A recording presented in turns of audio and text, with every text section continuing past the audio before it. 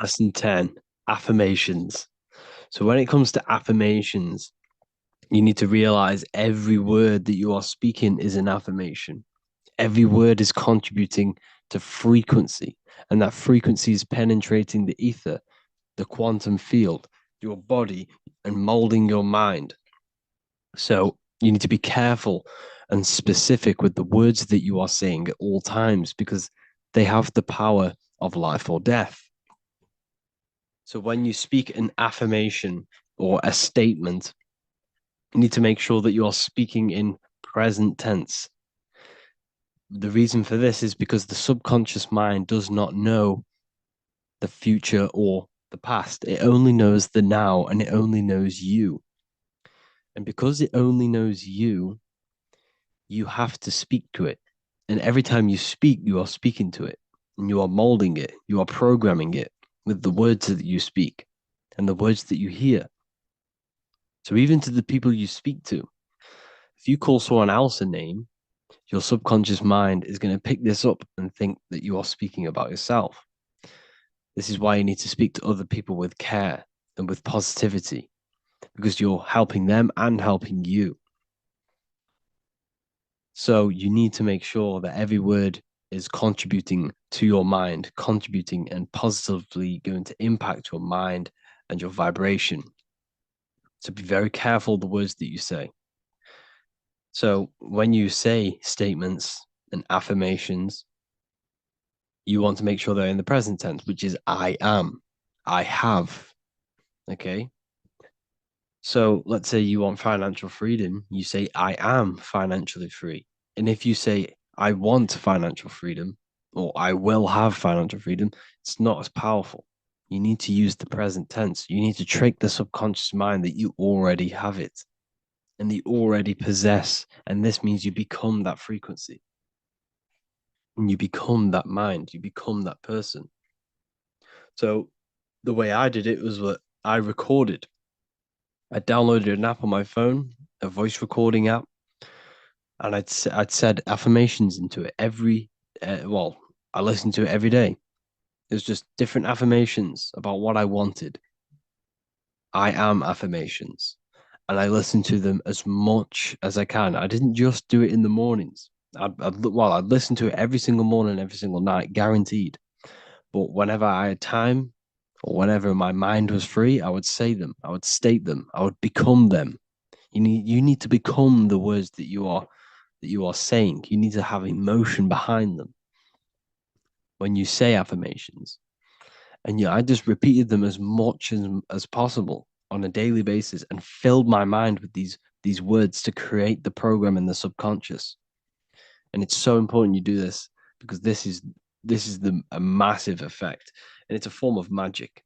Just literally creating a program in your mind is a form of magic, and you will see it slowly seeps into your life.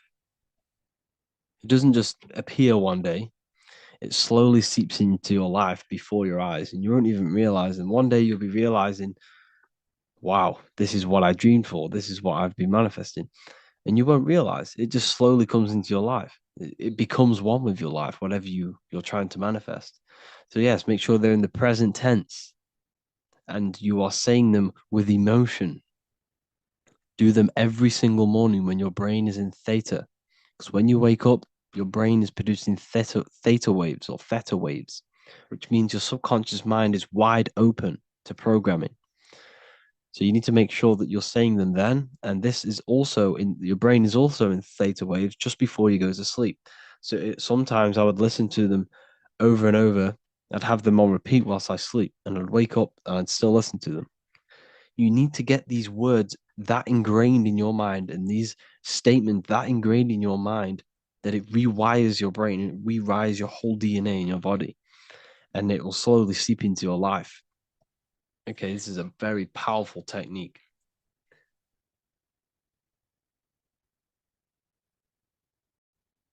Hello, and welcome back to the Real University.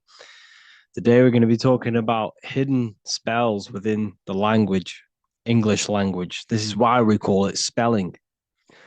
A lot of people are already aware of this. However, I'm going to go over some words that have double meaning, you know, meanings to them, behind them, which trick your subconscious mind. So the word grammar comes from the word grimoire, which is also known as the book of spells or a magic book on how to create magical objects like wands, amulets, how to perform magic spells, charms, and summoning and invoking supernatural entities such as spirits, which are on the other side of this physical reality. So, what you must understand is what you say in this physical world is also happening in the astral world as well. So, your words are spells. They cast spells into the spirit plane, they cast spells into your mind, they cast vibrational frequency into your cells in the water.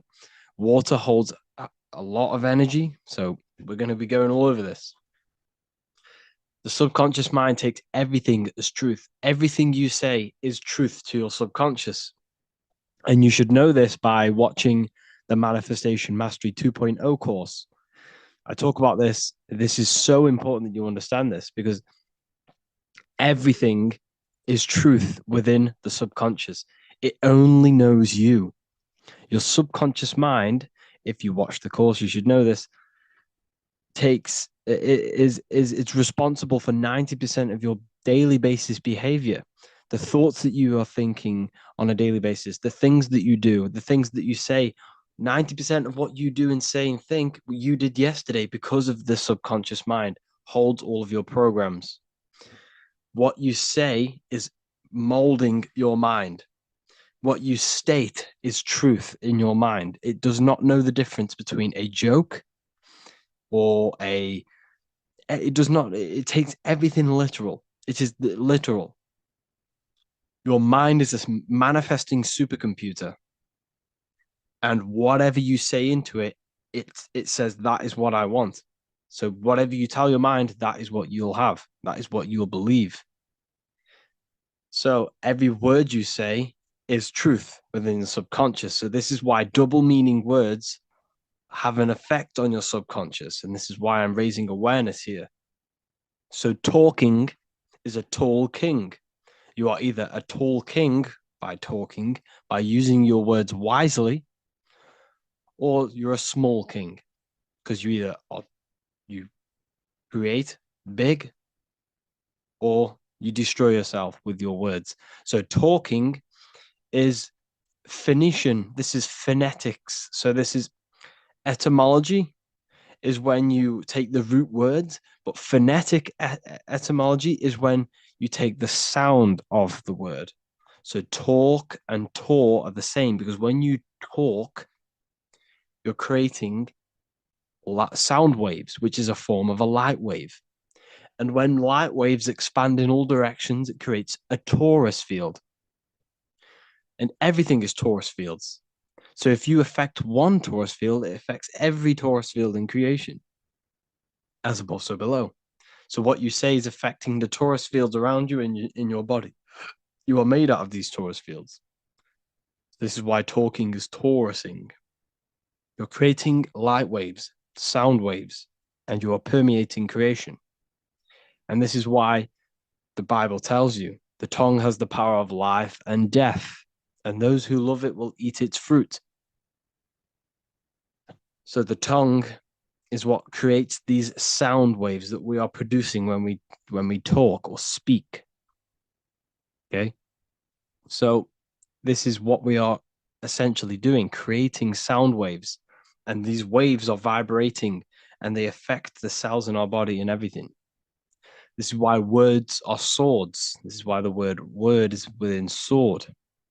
They are swords, they cut, they damage, because frequency is the only thing that can penetrate you without your consent. In the very beginning, the Bible, John 1:1, it says, in the beginning was the Word, and the Word was with God. This is obviously a metaphor. There was no spoken word out of a spoken mouth. It's basically saying God created the world with the use of cymatic frequencies. Sound waves. Everything is sound waves, and this is observable. Geometry is the geometric shapes you see in the nature, like petals, how they're all perfect stars or five-pointed stars or the Fibonacci sequence. This is all an effect of hear the word or see the word activates thoughts within your subconscious. It activates, it stimulates it. What is everything that resembles hell in your mind? But that goes on within the subconscious without you realizing. Bless, when I bless you, I'm actually saying be less. So you're not blessing someone, you're saying be less. Appreciate, appreciate. Weekend is when you're weakened. You see, they've casted spells on our cycle of life. The weekend is when you're weekend. You are weakened from the weekdays, when the working days are the weekdays, and the weekend is when you're weakened and you rest. Because in the days, you are in physical or emotional shock, unable to think or react properly. This is the days you're in. You're in a daze in the weekdays. See? Parents are a pair who rents because you don't, well, in this, we do own our children, but in the system, we technically don't. You're a pair who rents. Slaughter. They want you to think that slaughter is laughter. You see how it's implanting messages in your subconscious to make these things okay? They want you to think slaughtering is okay. So they put the word laughter in slaughter. I'm telling you, people, the people who made this language are satanic. They are witch. These people are wizards. We're getting ran by wizards, dark occultists, and wizards. That is who we're getting run by. And they've been running for thousands of years and they know exactly what they're doing. They've covered all aspects. They've covered the language, the frequencies, the music, the food, the water. They control everything in every aspect of your life. They have some part in it. And it's all occult knowledge through magic. It's all magic. It's all a form of magic. Awake. Awake is an event where the family and friends of a deceased gather before the funeral. That's awake. Why are we talking? Why is the word funeral? Why is death associated with being awake? See how they are planting subconscious messages in you. They want you to feel death. They want you to be the low vibration. And it's the same with mourning. Mourning is an expression of sorrow for someone's death. They're always associating death because these people they're running a death cult. It's a death cult. It's a satanic cult. A job is Hebrew for prosecution. Soldier is a soul dyer. If you go into the army, you're a soul dyer that they just use your soul to die. And then you just wasted your time in physical incarnation. Because you never die. You will never ever die. Ever. You're eternal. You never ever die. This body is just a suit. So you're a soul dyer if you go in the soul, if you're a soldier. SOL means soul or sun because the sun is a soul. Music. So we say music. See, MEU sick. Music. See how it's me, you sick? Music. Me, you sick because music is frequency and frequency penetrates your body without your consent. The music we listen to today is making people sick mentally, emotionally, and physically. What you hear, what you see goes into the mind, it goes into the body and the spirit. It destroys you. It's hypnotism. Music is hypnotic. It's a form of hypnosis. When you listen to music and you can't think. You can't think. It makes your body move without you even being conscious of it. It's hypnosis. It makes you sick. The right music is good, don't get me wrong, but the music they use today is making you, me and you, sick. And that's another one. When we say things are sick, oh, that's really good. So we say sick. It's another spell that you're casting. You're calling yourself sick. Your subconscious mind doesn't know the difference. You're calling yourself sick, ill. Spellcasters will often use the word abracadabra when spellcasting. This is because the word abracadabra in magic means I create when I speak. Every word you say is molding your mind in some form of way. Not only is it molding your mind, you're casting frequency, you're producing frequency, light waves, sound waves into the ether around you. Okay. This is another good one. Look at the 5 vowels A, E, I, O, U. They tell you to speak it in this order as well. They teach you this order, this exact order. A, E, I, O, U. I, O, U. Subconscious spell on yourself without you even realizing it. It's a subliminal message that you will not realize, but your subconscious will pick up. We are taught to speak them in the specific arrangement because the last 3 letters have a double meaning. You were never taught how the history of money, how it works, and how to obtain it, because your role in this system is to remain a slave. So they teach you this, A, E, I, O, U, and they do that when you are very, very, very young, because since the age of 7, so from 0 to 7, that is when your subconscious mind is wide open. So when a baby, why do you think they pick up on everything you do? If you say one thing, the next day they're saying it. It's because their subconscious is wide open to programs. Why? Because they're trying to learn what this world is. So their subconscious mind is wide open, taking in everything that you do, everything you say, your body language, the way you handle yourself, the way you talk to other people. They're taking in every little thing you say and do and making that a program so they can understand this world and the people around them. And at the age of 7, that is when their programs are written for life and they will basically go off them for the rest of their lives. This is why it's important to look after what you do in front of your children, not just what you say, your body language, the things you eat. They pick up on everything. They're trying to make a sense of the world. From the age of 0 to 7 in school, you learn this. I owe you. It belittles you. You owe nothing. You, no one has right over you. This should not be real. There should be no government. We should not have. No one should be over you. Everyone is equal. Everyone is the I. Everyone is God manifested. So we don't owe anyone anything, but it's a spell in your subconscious. Signature, sign your nature. Sig is sigil. A sigil is a magic. Is a sorry, excuse me. Is a symbol used for magic. A sigil. Sigil nature.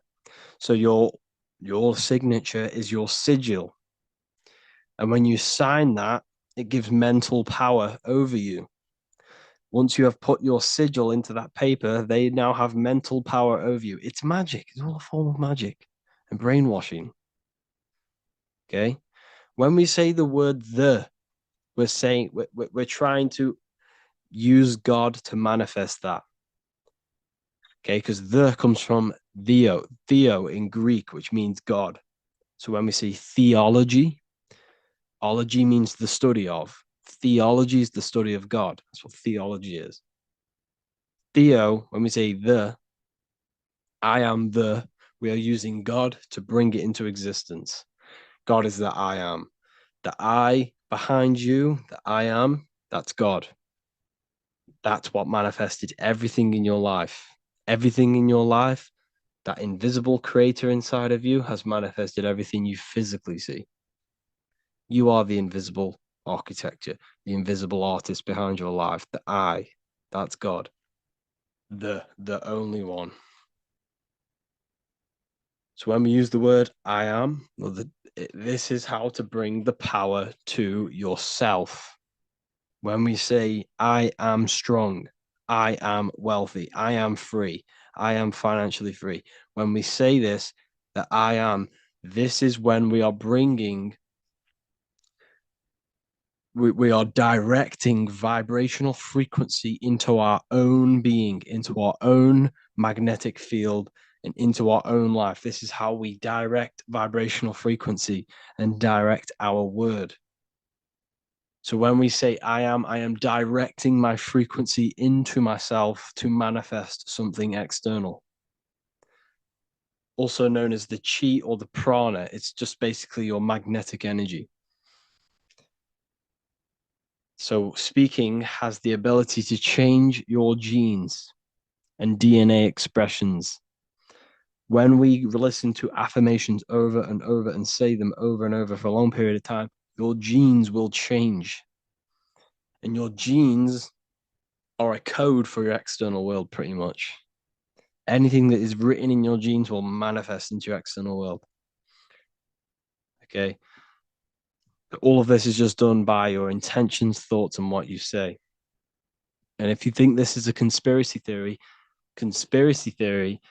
was a term invented by the CIA to discredit, confuse, ridicule, and disqualify any alternative information that contradicted the mainstream narrative. That's what a conspiracy theory was. It was created by the CIA for any belief that went against their mainstream narrative.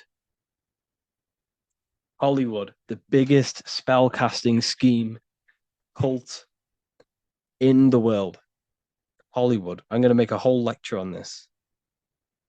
Hollywood is Holywood, which comes from a holly tree, which the ancient Phoenicians and magicians used to take the Hollywood, the holy wood. It was called Holywood because it was the best wood to make wands out of and cast spells.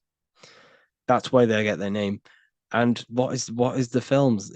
All the films, all the music that comes out of Hollywood, it's all a form of magic, subconscious spells to fill your mind with ideology, fill your mind with this narrative. That's what they're doing through the movies and the music.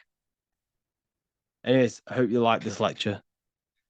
Thank you all for joining the Real University. I hope you're all learning a lot here and looking forward to making some more awareness for you and more knowledge. Have an amazing day, people.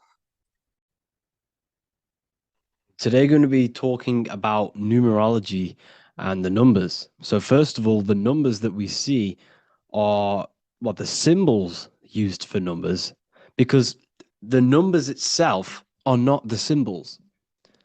Numbers are energy. They are things that exist within our consciousness. Everything we see exists in our consciousness. There is nothing outside of you that is not inside of you. So every number corresponds to you and your consciousness and your body, because as above, so below. What is without is within.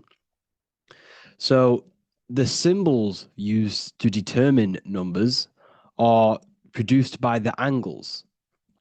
So 1 has 1 angle, 0 has 0 angles. So we're looking at the angles of these symbols. They're also sigils. You see, what we see with our eyes is going into the mind, and the mind is determining what that symbol is. So essentially, symbols are mental, they trigger thoughts, they trigger things within your consciousness, within your subconscious. It's why symbols are very powerful.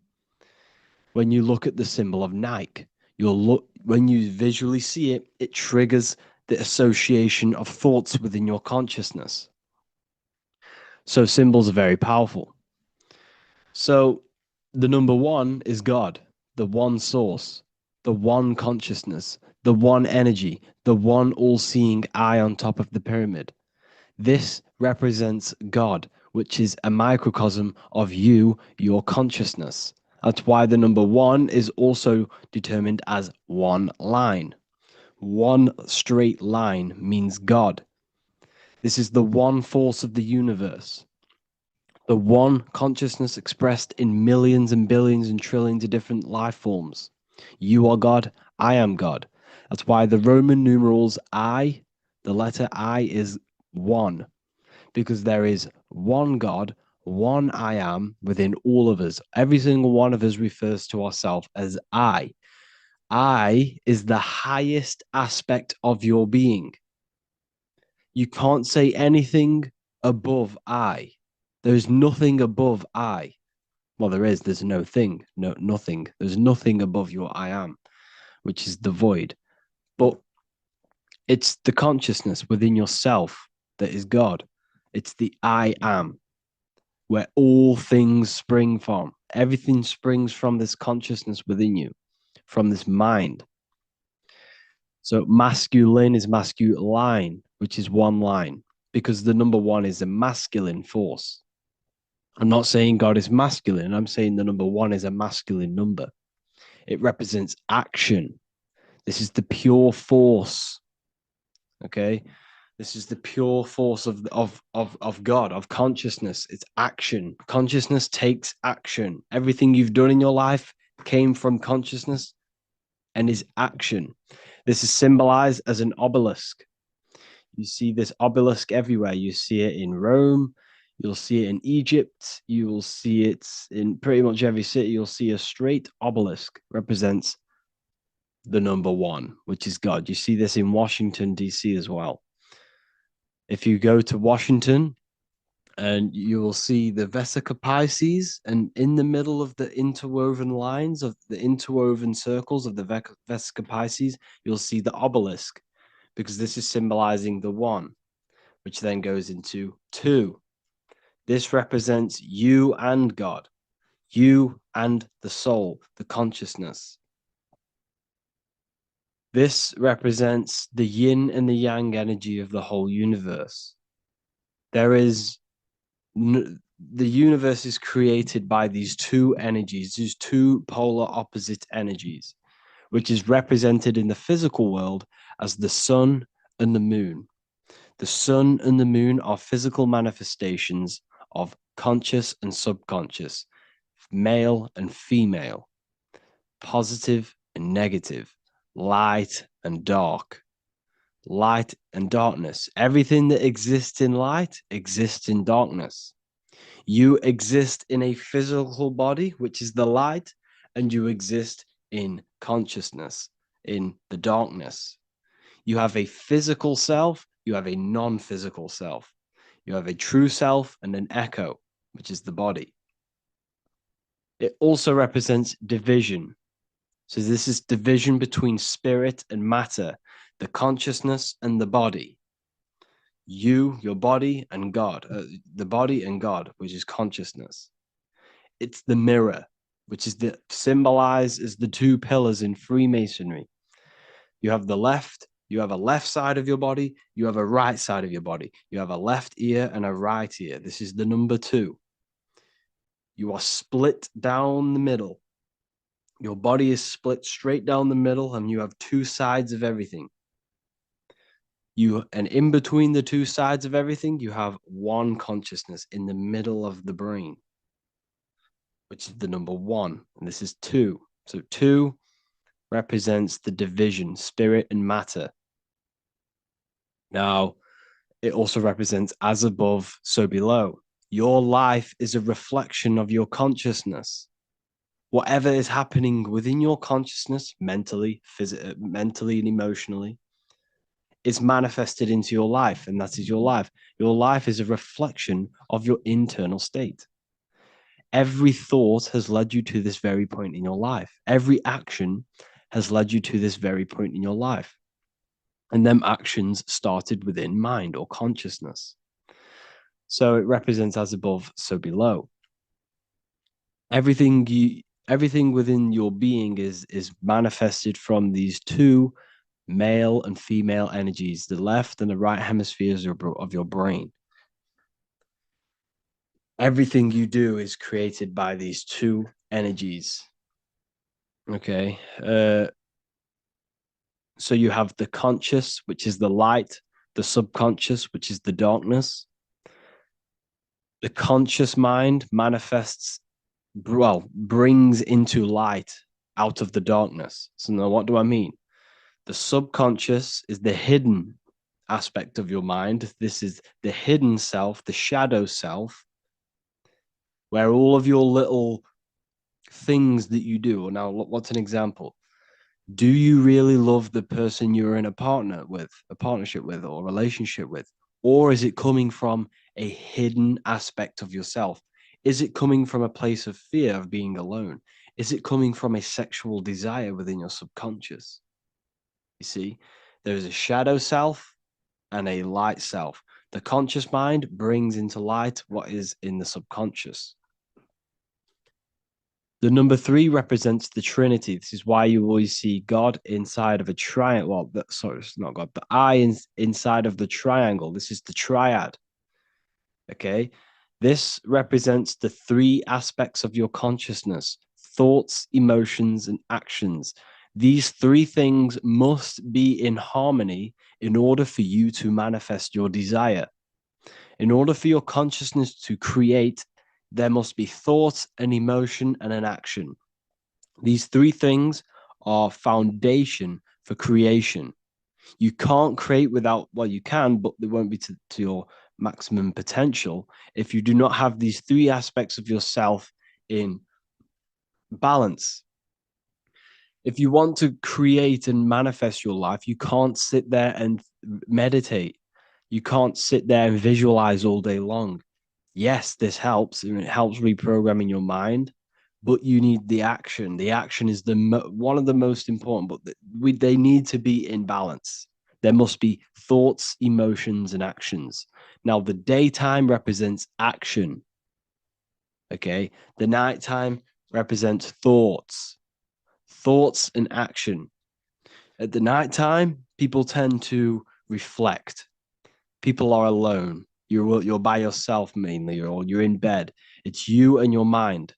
This represents the winter time also. The winter time also represents this inner state of reflection. And the summertime represents the action. So you must have these three aspects of yourself in harmony for you to manifest a desire that you want. It represents transformation. It represents new life, resurrection. Jesus was in the cave for 3 days, and then he had a resurrection, a new life, a transformation. So consciousness is always transforming into new and bigger things. Your consciousness is always expanding.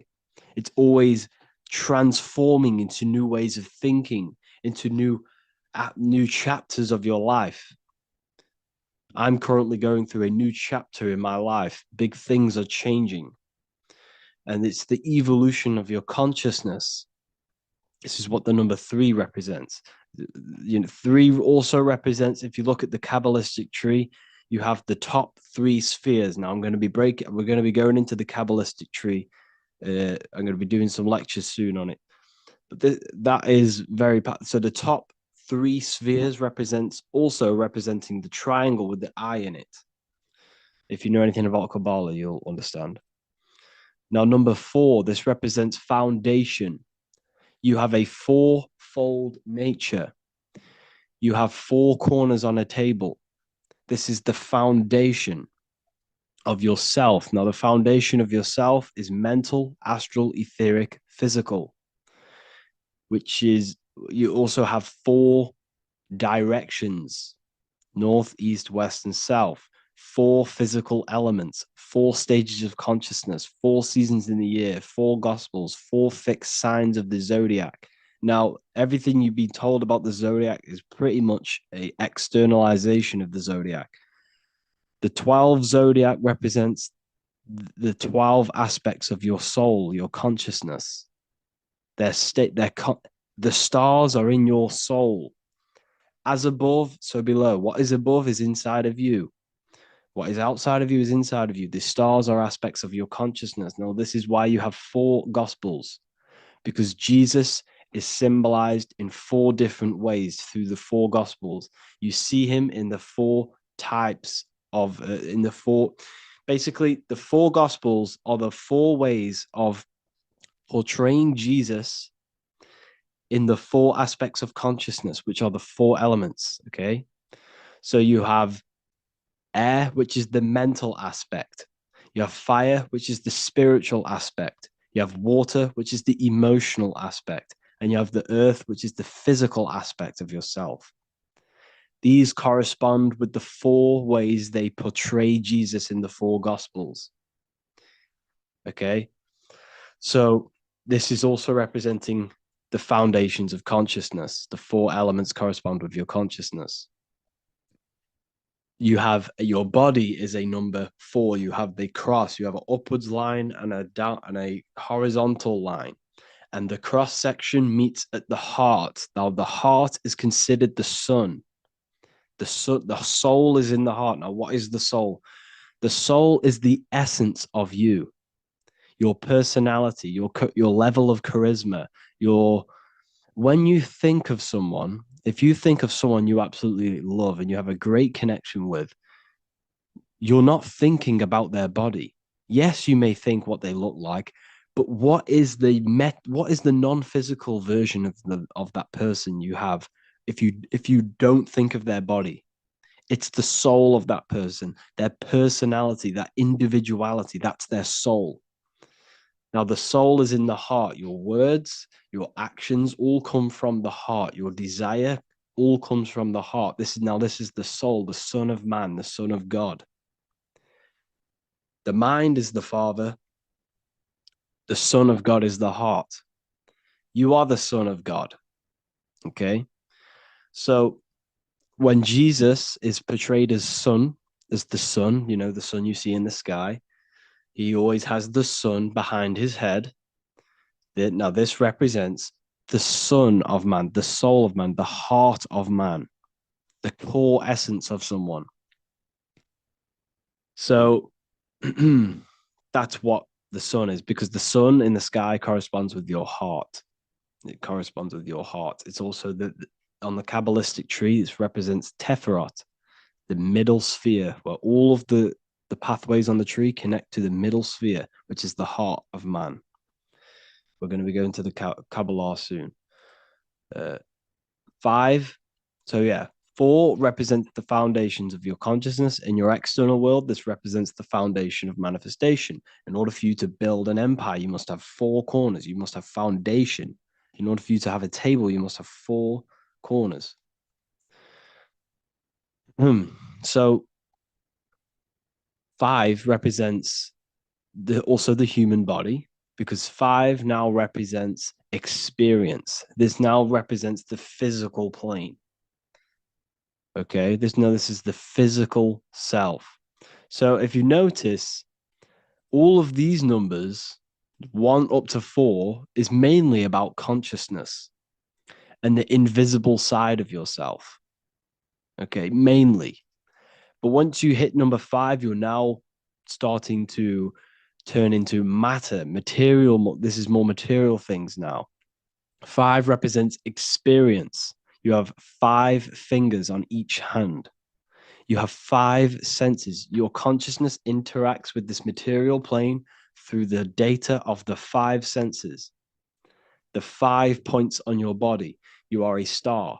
See this? This is the pentagram, a very sacred symbol. 5 represents how spirit manifests into physical. Sorry about what's it called? The spelling mistakes. I did this quite quick. This represents how spirit manifests into physical. It's the material world, the experience of spirit in matter. Jesus took 5 wounds on the cross. Jesus said, take no thought 5 times. He pretty much says, meditate, take no thought. I forgot what verse it is. He says, take no thought 5 times. Why? Because you have 5 senses which are distracting you from connecting with the higher consciousness within you. You must turn off the 5 senses, take no thought. And when thought is no longer present, other aspects of your consciousness can open up. The mind is always rambling on. It's always thinking different things, placing attention on different things, worries. Once there is no thought and there is no data from the five senses coming through, other aspects of your consciousness starts to open up. Now, this is how you can have, mystical experiences. Now, Jesus on the cross took the 5 wounds.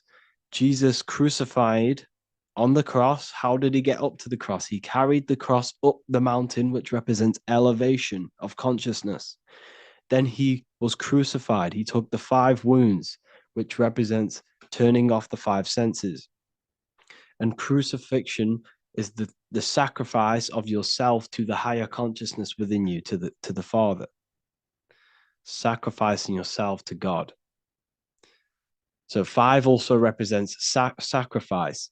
Noah was 500 years old when he went on a mountain with God and the earth was destroyed because Noah went on a mountain, elevation to God. You must elevate yourself to the higher consciousness. And God destroyed all of the flesh on the earth, which is the heart. Earth rearranged his heart. He killed all the desire because all desire comes from the heart. So what this represents Noah's Ark is your brain, it's the ark.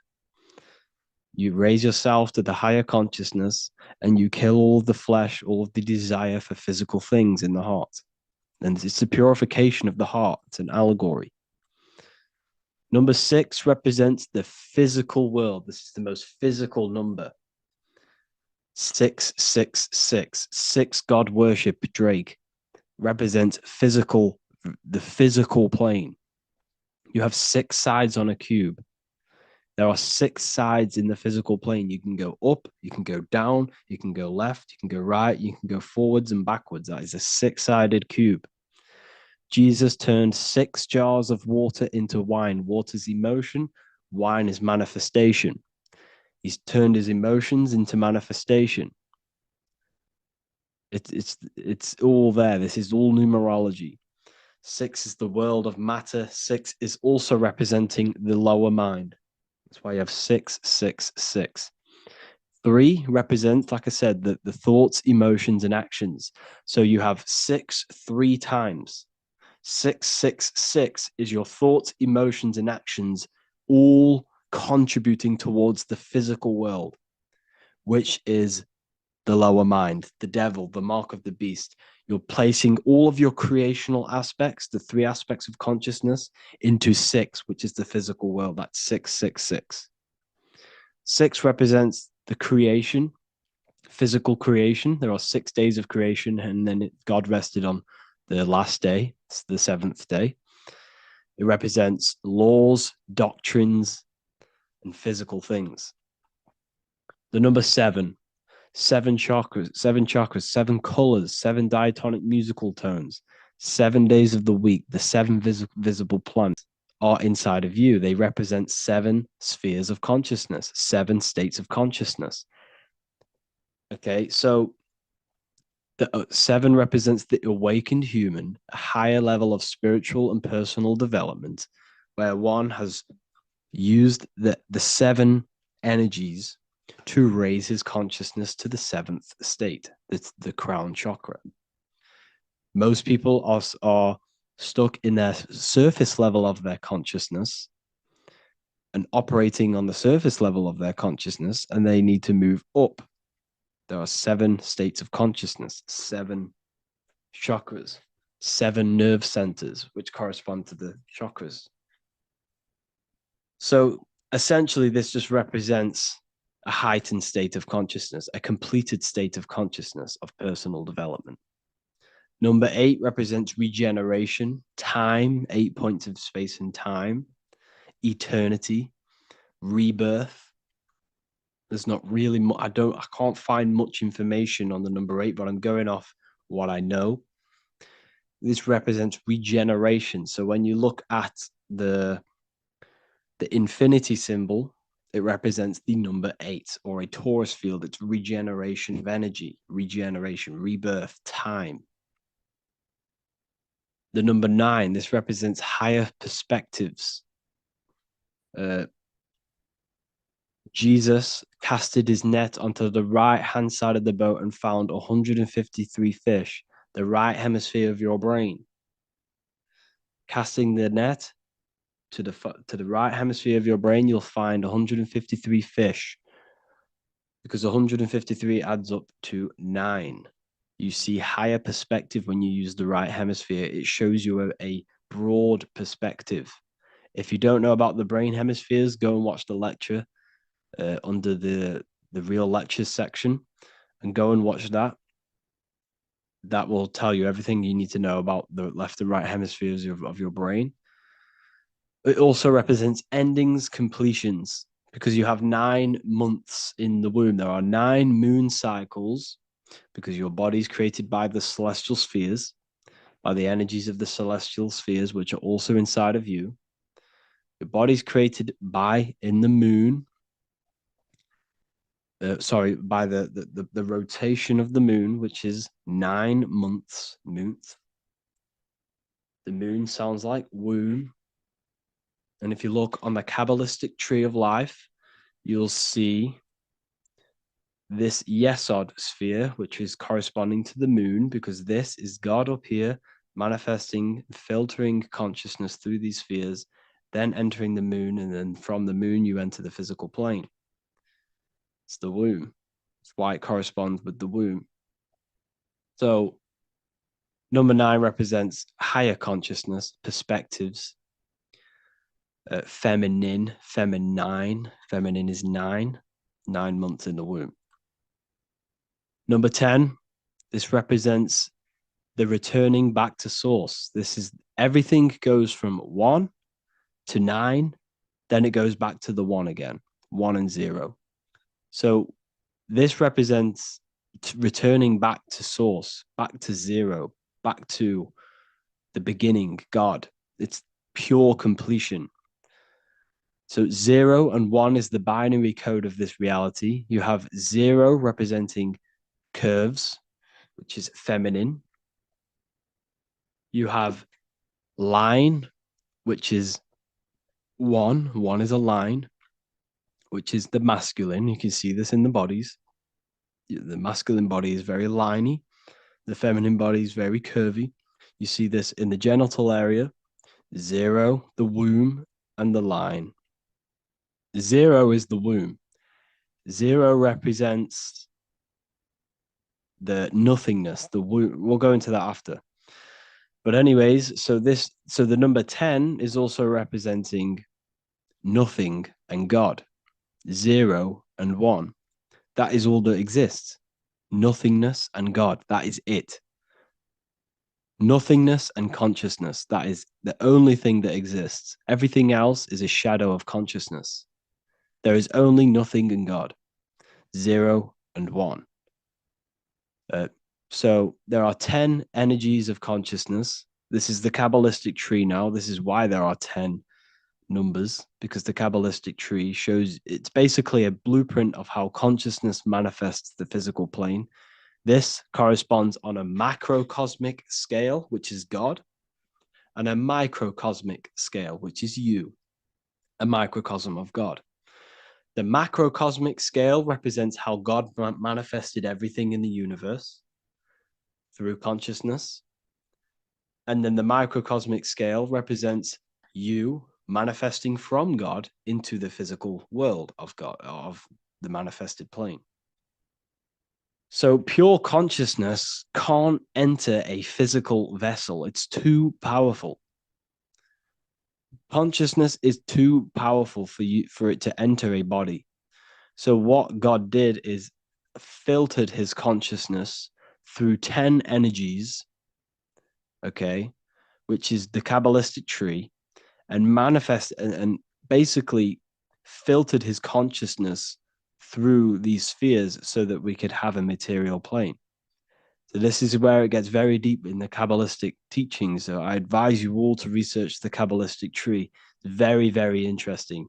And this is basically how God comes down through these spheres into the material plane. Each path corresponds with a lesson. You, on a microcosmic scale, are down here.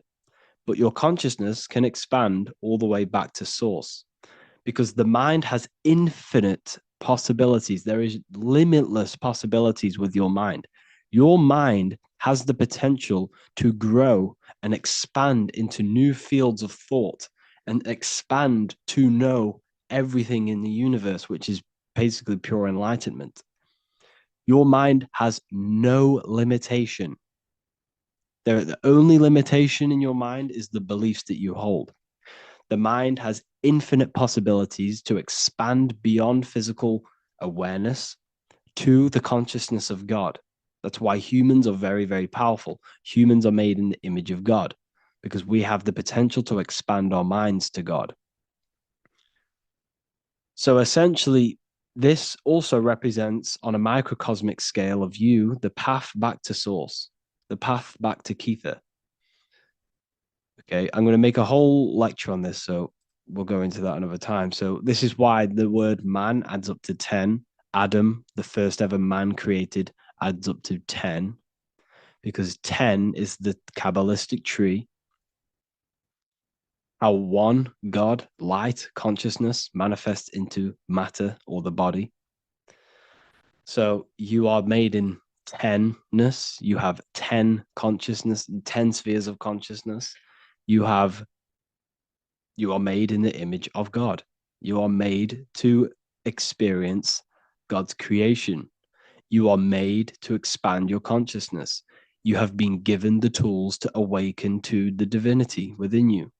No other animal in this universe has the ability to awaken to its divinity. You have the ability. You've been given the tools to awaken. Everything is given to you so you can awaken. You have self-realization. A dog can't look in the mirror and look at his faults, look at how he can improve. A dog can't do that. A cat can't do that. A human can. A human can look at himself in the mirror and say, I need to improve here. I need to do this. If you keep feeding a dog, it will just keep on eating forever. But if you keep doing that to a human, at one point, they will stop and say, I can't do this. It's self realization. We possess a very advanced consciousness. This is why we're made in the image of God. So, yeah, the significance of 10 underscores the fact that all humans are created in the image and likeness of God. Yeah, so this is a new section from the new Book of Wisdom, Volume 2, which is coming very soon. The number 0, the cosmic womb, nothingness, no thing. Beyond mind is nothing, void.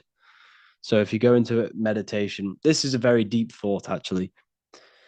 Once you go past the mind, there's nothing. And that's essentially what you are. You are nothing. You don't actually exist, but you do exist. It's a polarity. Beyond the mind is nothing. The mind is not physical. Your consciousness is not physical. They're not made, thoughts are not made of atoms. Emotions are not made of atoms. Your body is made of atoms. Once you go past the mind, there is nothing. It's a black void. And that's where everything springs from. All creation comes from the void.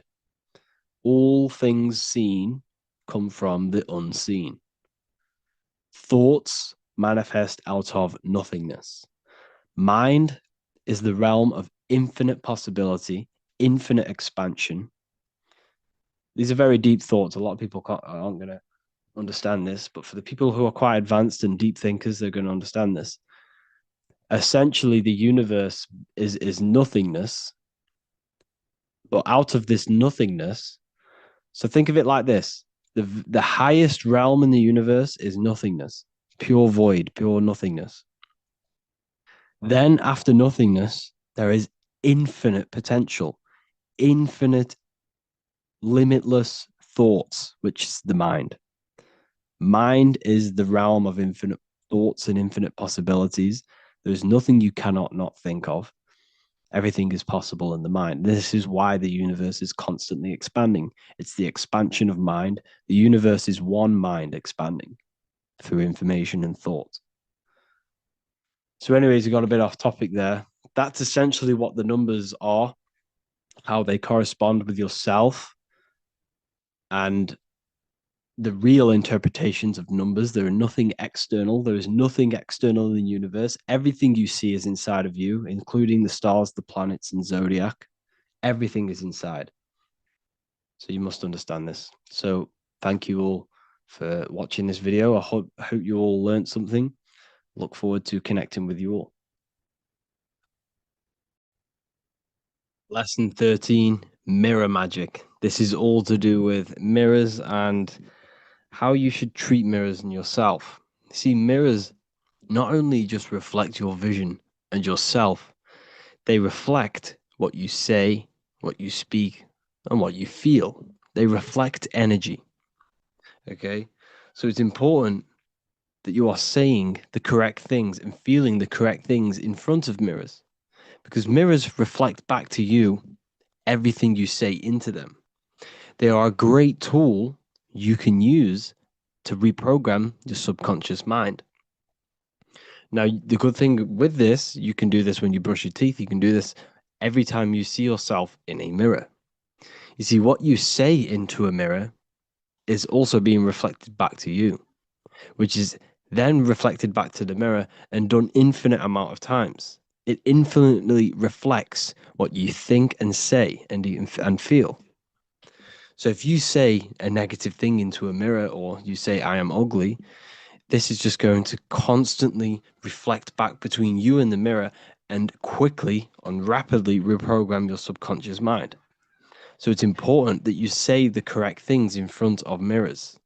Okay. Mirrors are a very powerful tool to change your mind and to manifest things.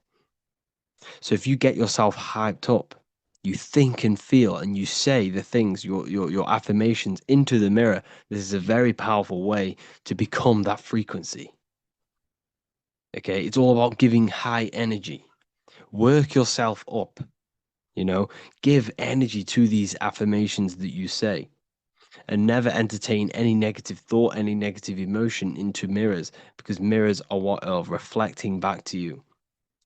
Okay, this is a very, very important lesson because a lot of people are used to, doubting themselves in the mirrors and stuff like that. So you got to make sure that you say very positive into mirrors and say, think, and feel very positive things. And this will reflect back to you in energetic wise and you're reprogramming your subconscious. Lesson number 11, prayer and emotions. Prayer is not something that we should be begging for, you see, because it all comes from a point of vibration and energy. So let's say you are praying, something bad happened to you, and you are praying for, something better to come to you or a better circumstance. But because you are praying from a place of negativity and a place of suffering, you are giving out that suffering and negative energy outwards and you will receive more. Okay, so make sure when you pray, it says this in the Bible. It says, therefore, I tell you, whatever you ask for in prayer, believe that you have it and it will be yours. Because you have to think and feel as if you already have something so that you become that vibrational energy. When you match that frequency, you receive things based on that frequency. And this is what emotions come in. Believing is about emotion, being. A being is when you become something, and you become something by feeling it with your emotions. So emotions are actually a creational force that was given to us so that we can manifest and attract things magnetically to our lives. So emotions should not be reactive. We should be using our emotions to attract things to us through prayer. So emotions can be used reversibly. We can use this law of emotions. So let's say let's say you really want financial freedom. When you have that money, it gives you the emotion of feeling free. And you can reverse this. Okay? Even if you don't have the money, you can feel that emotion, which will still attract the money because you are being that emotion, you are becoming that vibration. And this will impress your subconscious mind. As we talked about in reprogramming the subconscious mind, it gets impressed by emotion. Emotion is what impresses the mind and creates these mental programs, which then create our daily basis behavior.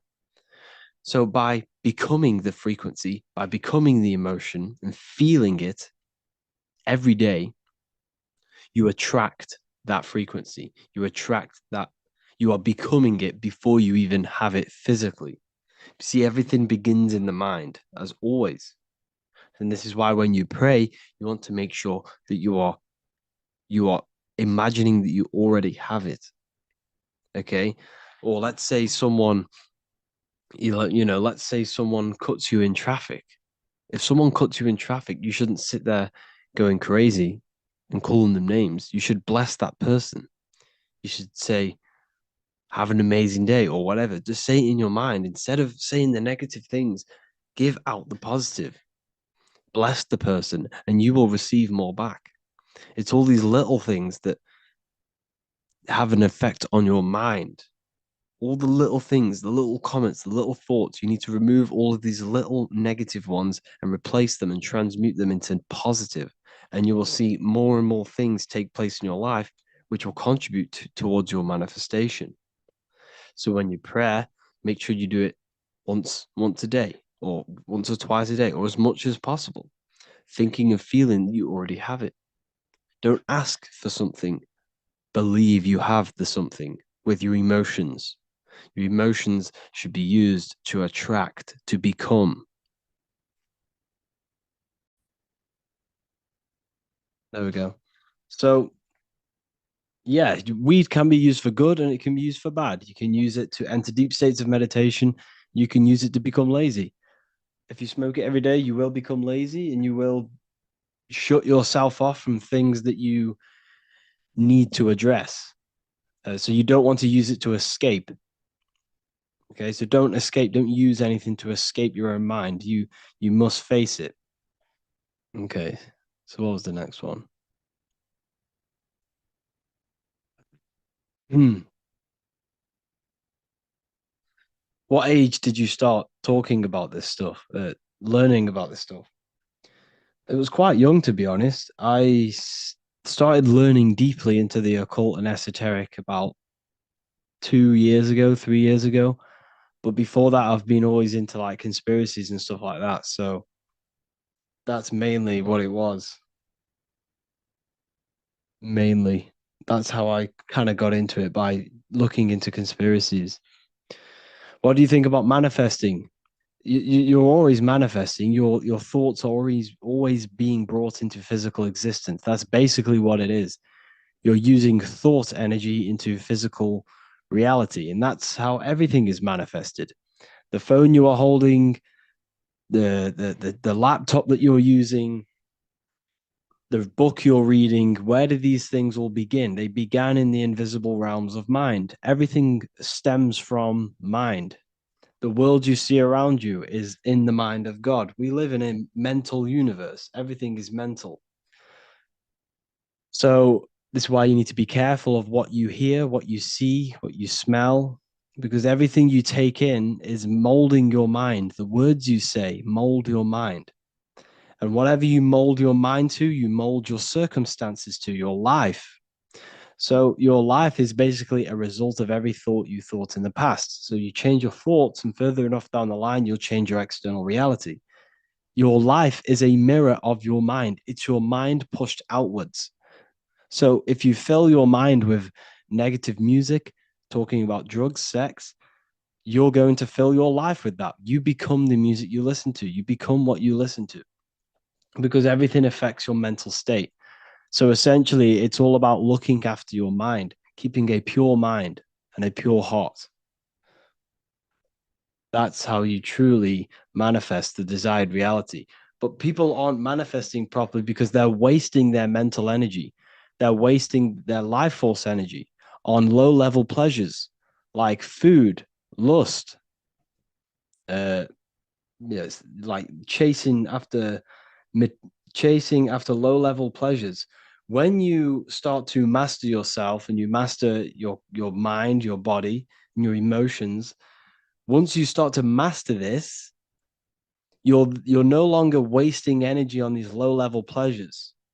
So when you waste energy on low level pleasures and you stop, once you stop doing that, you have then opened up more mental capacity for you to direct this energy into a certain aspect of your life.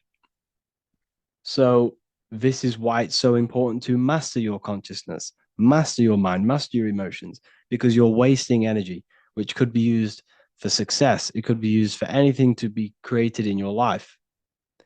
So that's a big part. So all of it comes together.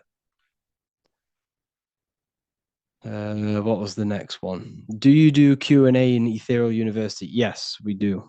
We do Q&As. This is all part of the university, everything you see.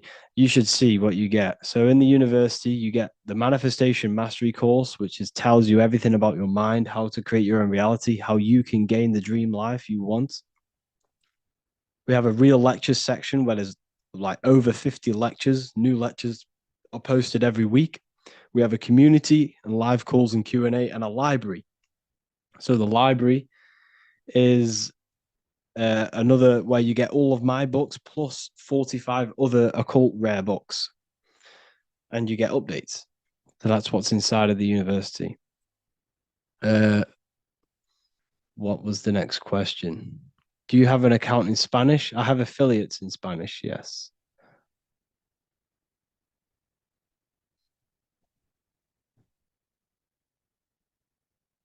What's your thoughts on white people not being natural to this planet?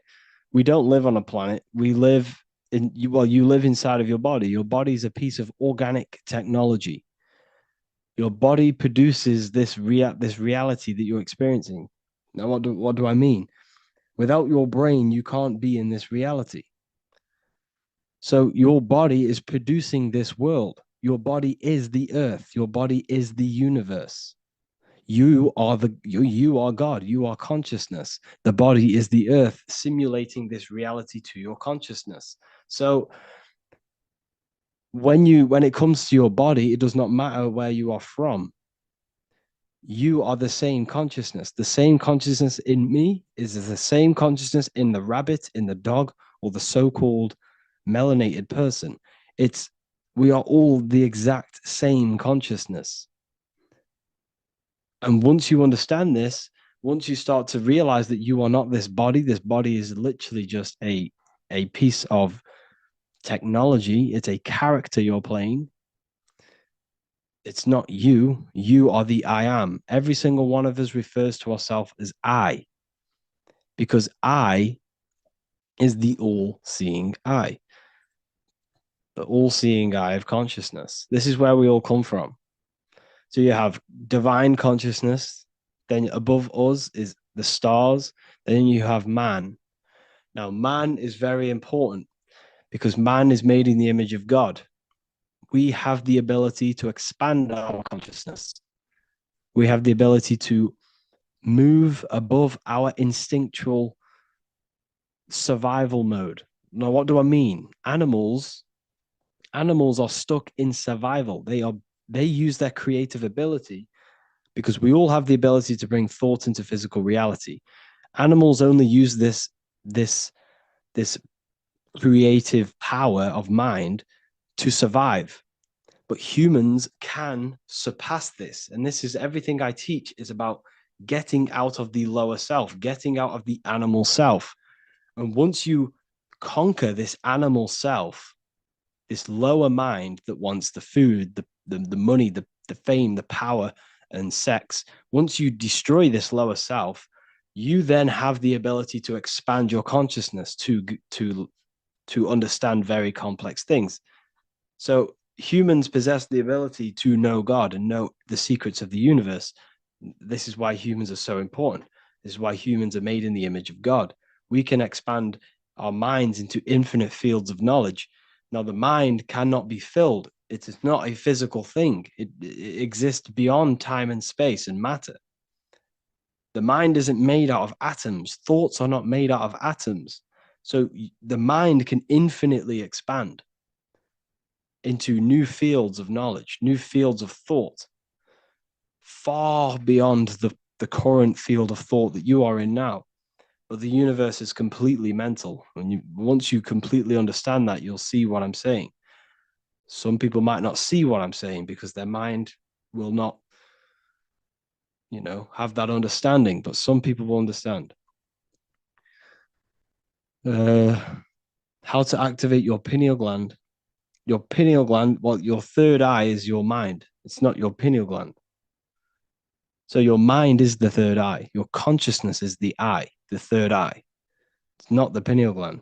So the pineal gland is like a radio receiver for your consciousness, for the mind.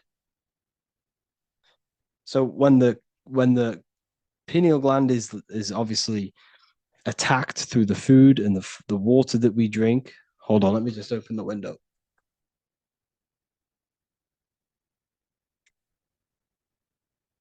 So when it's attacked, it becomes weaker and weaker, and this kind of interrupts with the connection. It's an antenna. It has crystals on it. So your radio, your phone, all uses crystals to pick up frequencies. It's like a radio receiver for your consciousness because your consciousness is already outside of the body. You're already outside of the body. Your body is a state of consciousness. It's a body of consciousness. The mind is a body of consciousness. Emotions is a body of consciousness. But there is pure consciousness, which is above thought, above emotion, above the body, above all these things, is the pure source. So to activate it, first of all, you need to go on a detox. Go on a detox of a fruit detox. Make sure it's organic fruit. If you're struggling to get your minerals in, take sea moss as well. So just go on a fruit and sea moss diet for a couple of weeks, and you won't lose weight, you'll lose impurities. You'll flush out everything out of your body for a couple of weeks. Drink freshly squeezed juices to get the lymphatic system moving and the blood moving again, circulating. And once everything's out, you'll start to feel a bit better, and you can have an easier experience activating your pineal gland. Uh, can you talk about money and water and how we can get rich from that? You don't get rich from learning that sort of stuff. You get rich from, if you really want to get rich, focus on providing value. And if you focus on getting rich, you won't get rich. It's not about getting rich. It's about providing value. And what comes with providing value? Money. So if you're focusing on the wrong thing, focus on helping people. How can you bring solutions to people? How can you help people's lives? And along the side of that, you will gain an income from that. You see? So essentially, that's how you do it. I don't know how someone's managed to draw. It's a bit crazy.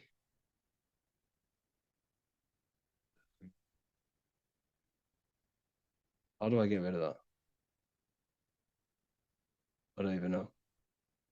Never mind. So essentially, yeah, you're focusing on the wrong thing.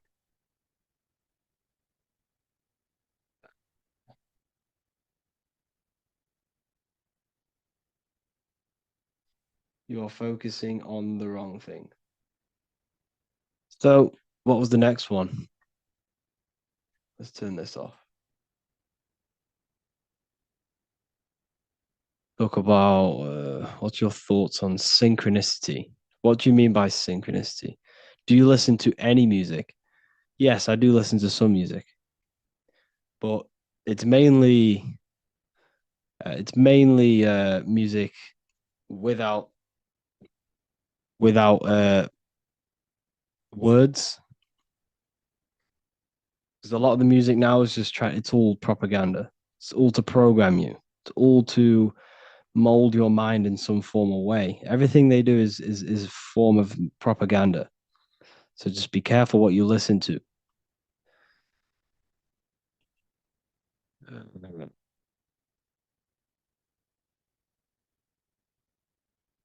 Let's go to the bottom. Let's see what we got at the bottom.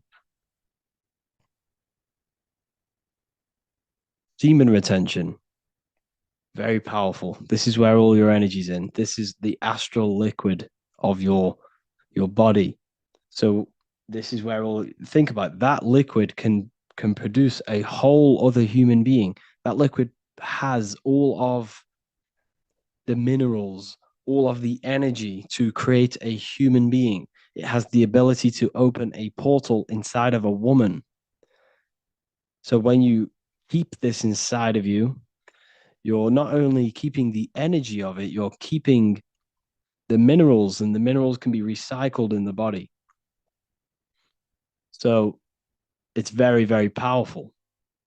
However, if you have a very negative mind, uh, it can be used for bad because that energy will be redirected into something else.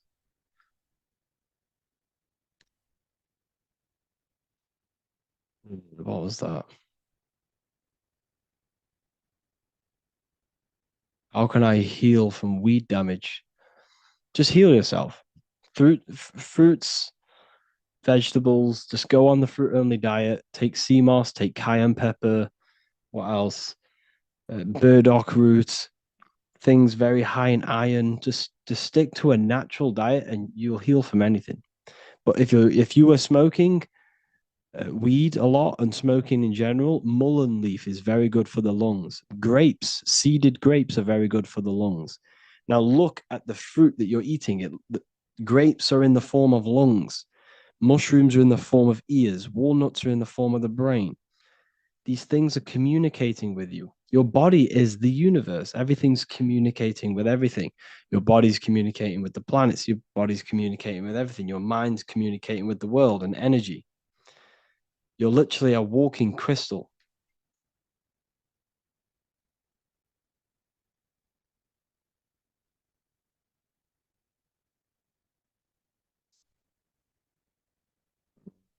What do you think about ginger and lemon shots? Instead of ginger, use wait, what was that? Sorry. Instead of lemon, use key limes. So use the small key limes instead of lemons because they are the real lemons. But yeah, very good for the gut. Ginger's very good for the gut. If you look at ginger, it looks like the gut. So is honey healthy? I stay away from honey. Should you not eat anything acidic? No, realistically not. I mean, might treat yourself now and then, but mainly stick to your raw fruit, veg diet, and you'll live a long and happy life. Let's go up. Let's see what we got up here. Can I meditate looking at the moon?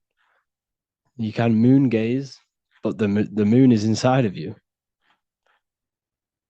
Everything you see outside of you is inside of you. The energy of the moon is already inside of you. So it's a full moon, it's already happening inside of you. This is why do witches do rituals on full moons because the psyche is more advanced, more powerful on a full moon.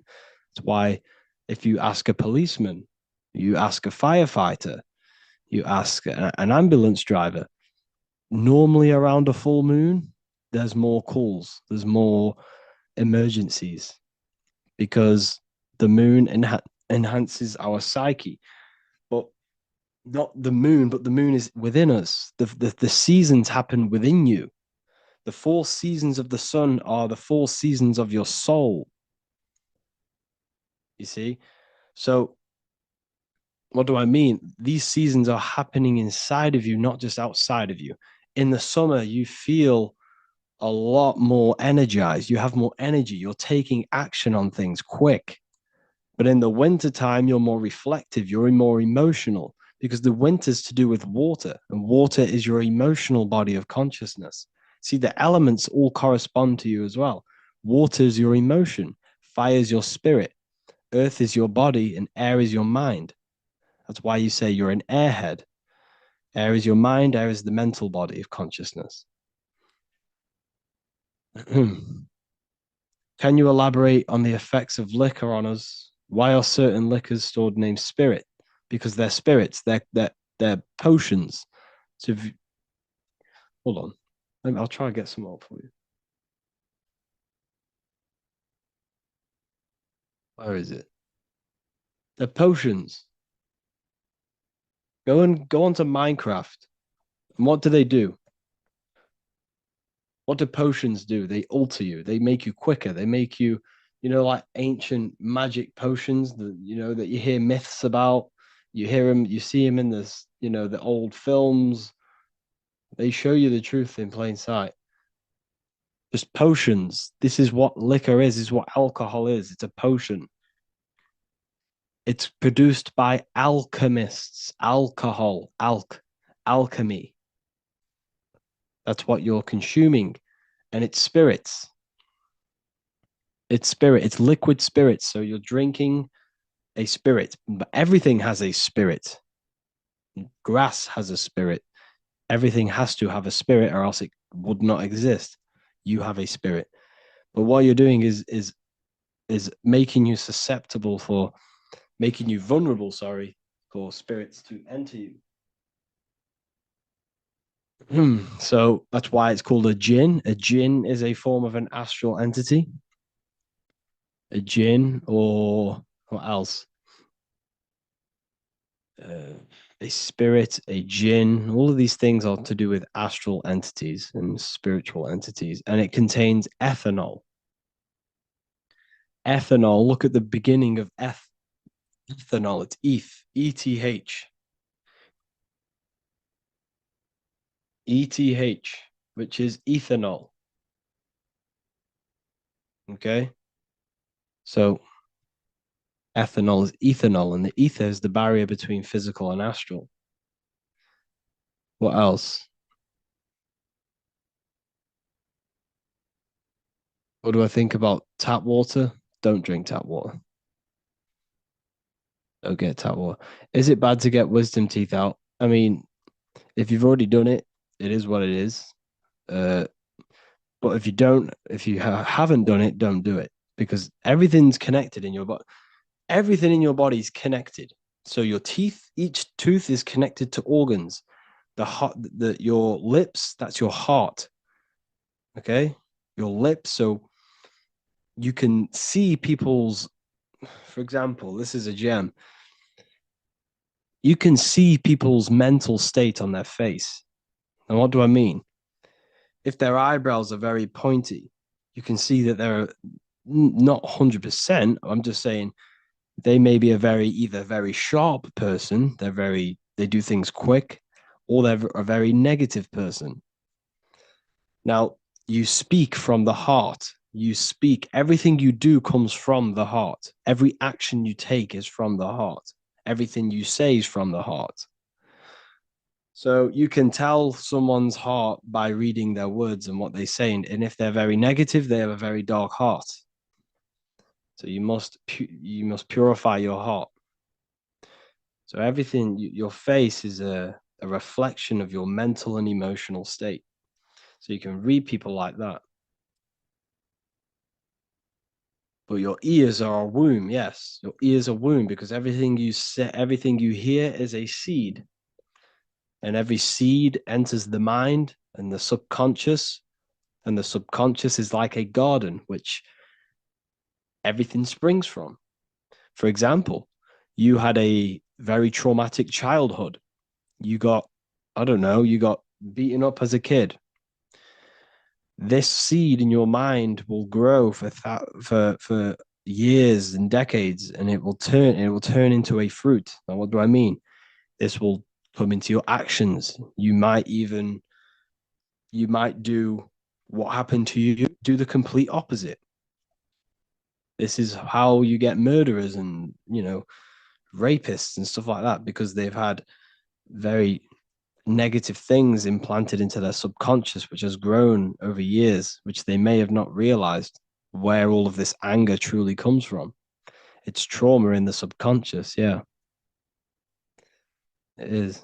So the subconscious is very, very powerful.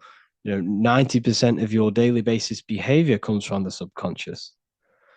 What you did yesterday is what you do today because of the programs in your subconscious. And essentially, who you think you are is just programs in your subconscious. Most people don't know who they are. They think, well, my name, I've got a name, I've got a job. My name is Harry. I work for Revival. I do Revival of Wisdom. That's not me. This body's not me. My job is not me. My money's not me. My name is not me. You are above all of that. You are above all of this, and you must connect with your true self.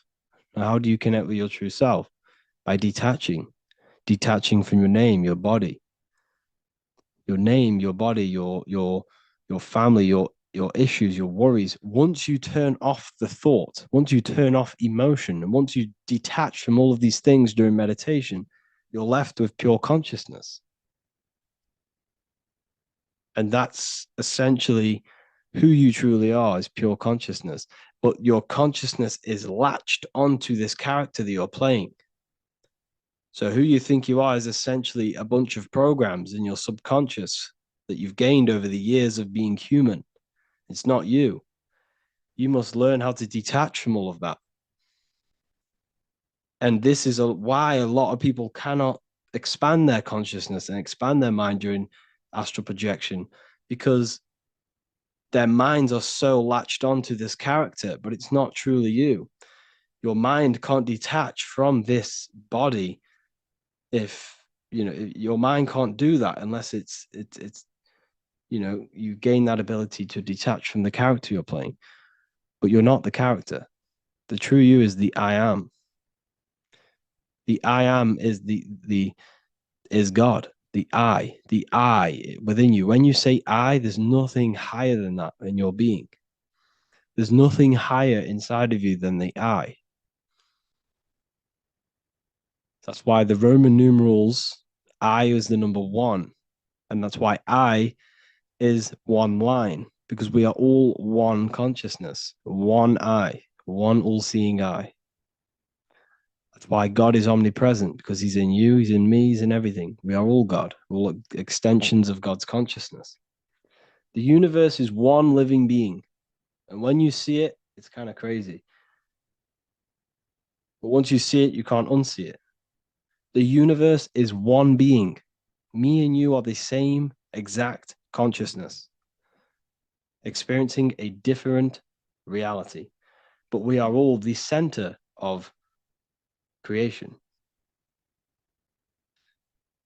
What do you think about the monk who lived for 300 years in Himalayas? Do everyone have that possibility to live that years? Yes, I truly think this, because think about it. I sent a list into my Telegram the other day. I sent a list into the Telegram of all of the, well, not even all of them. It was a big list about a lot of the toxins that we're being toxic. I'll try to find it. Where's it going to load? Okay, here it is. Where is it? I'll show you this list. It's insane. So we've got seed oils, artificial food coloring, food preservatives, chemtrails, GMOs, chemical and skin products,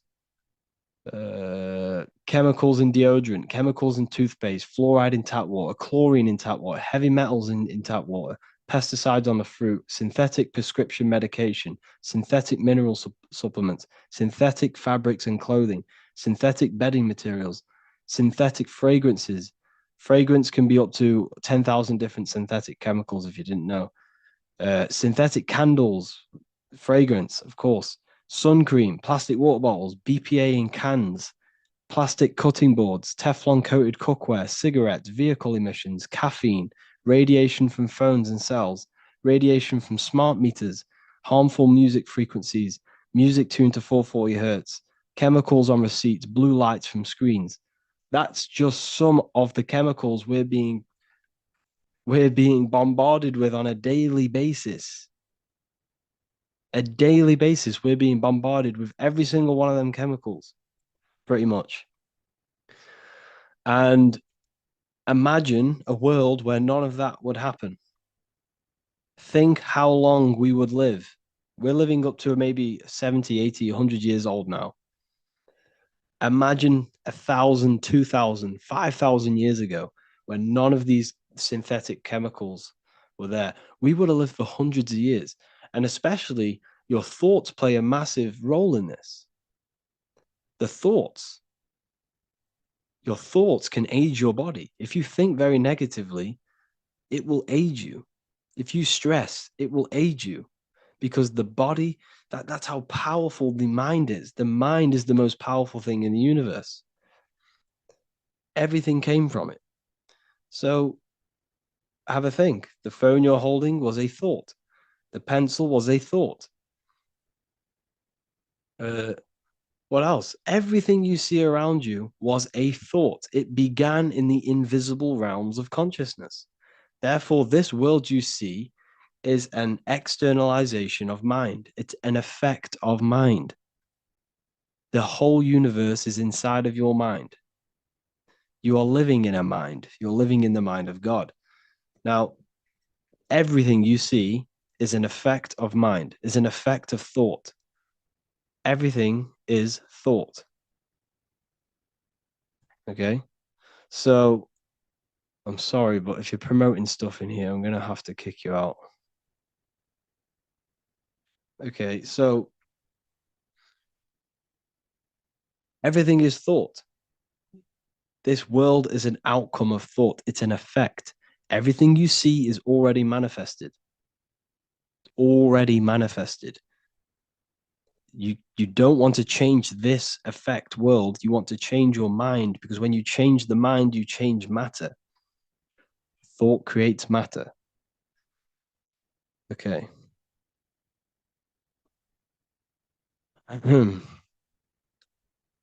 We become mind and God after we die. We are eternal. You'll never die. You can't die. It's impossible. You die every night when you go to sleep.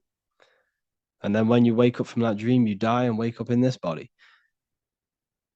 You will never die.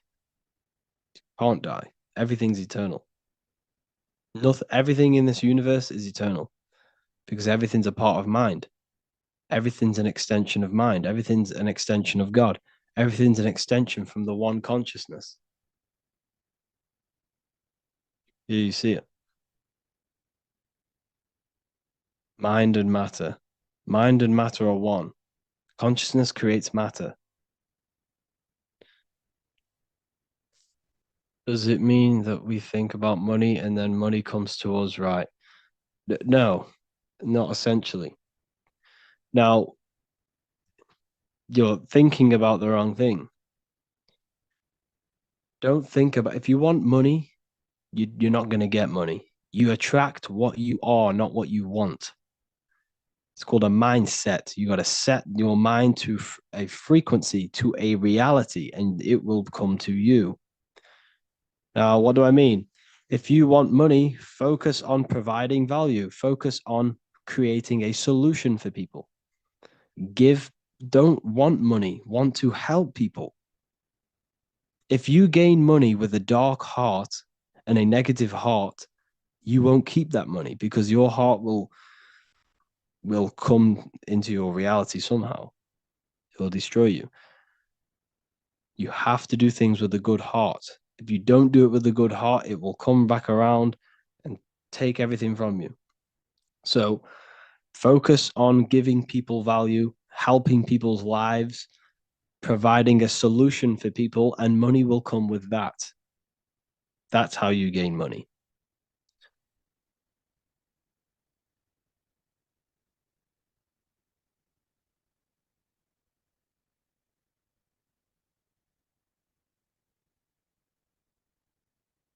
Okay, please, can we stop spamming the same comments, the same questions?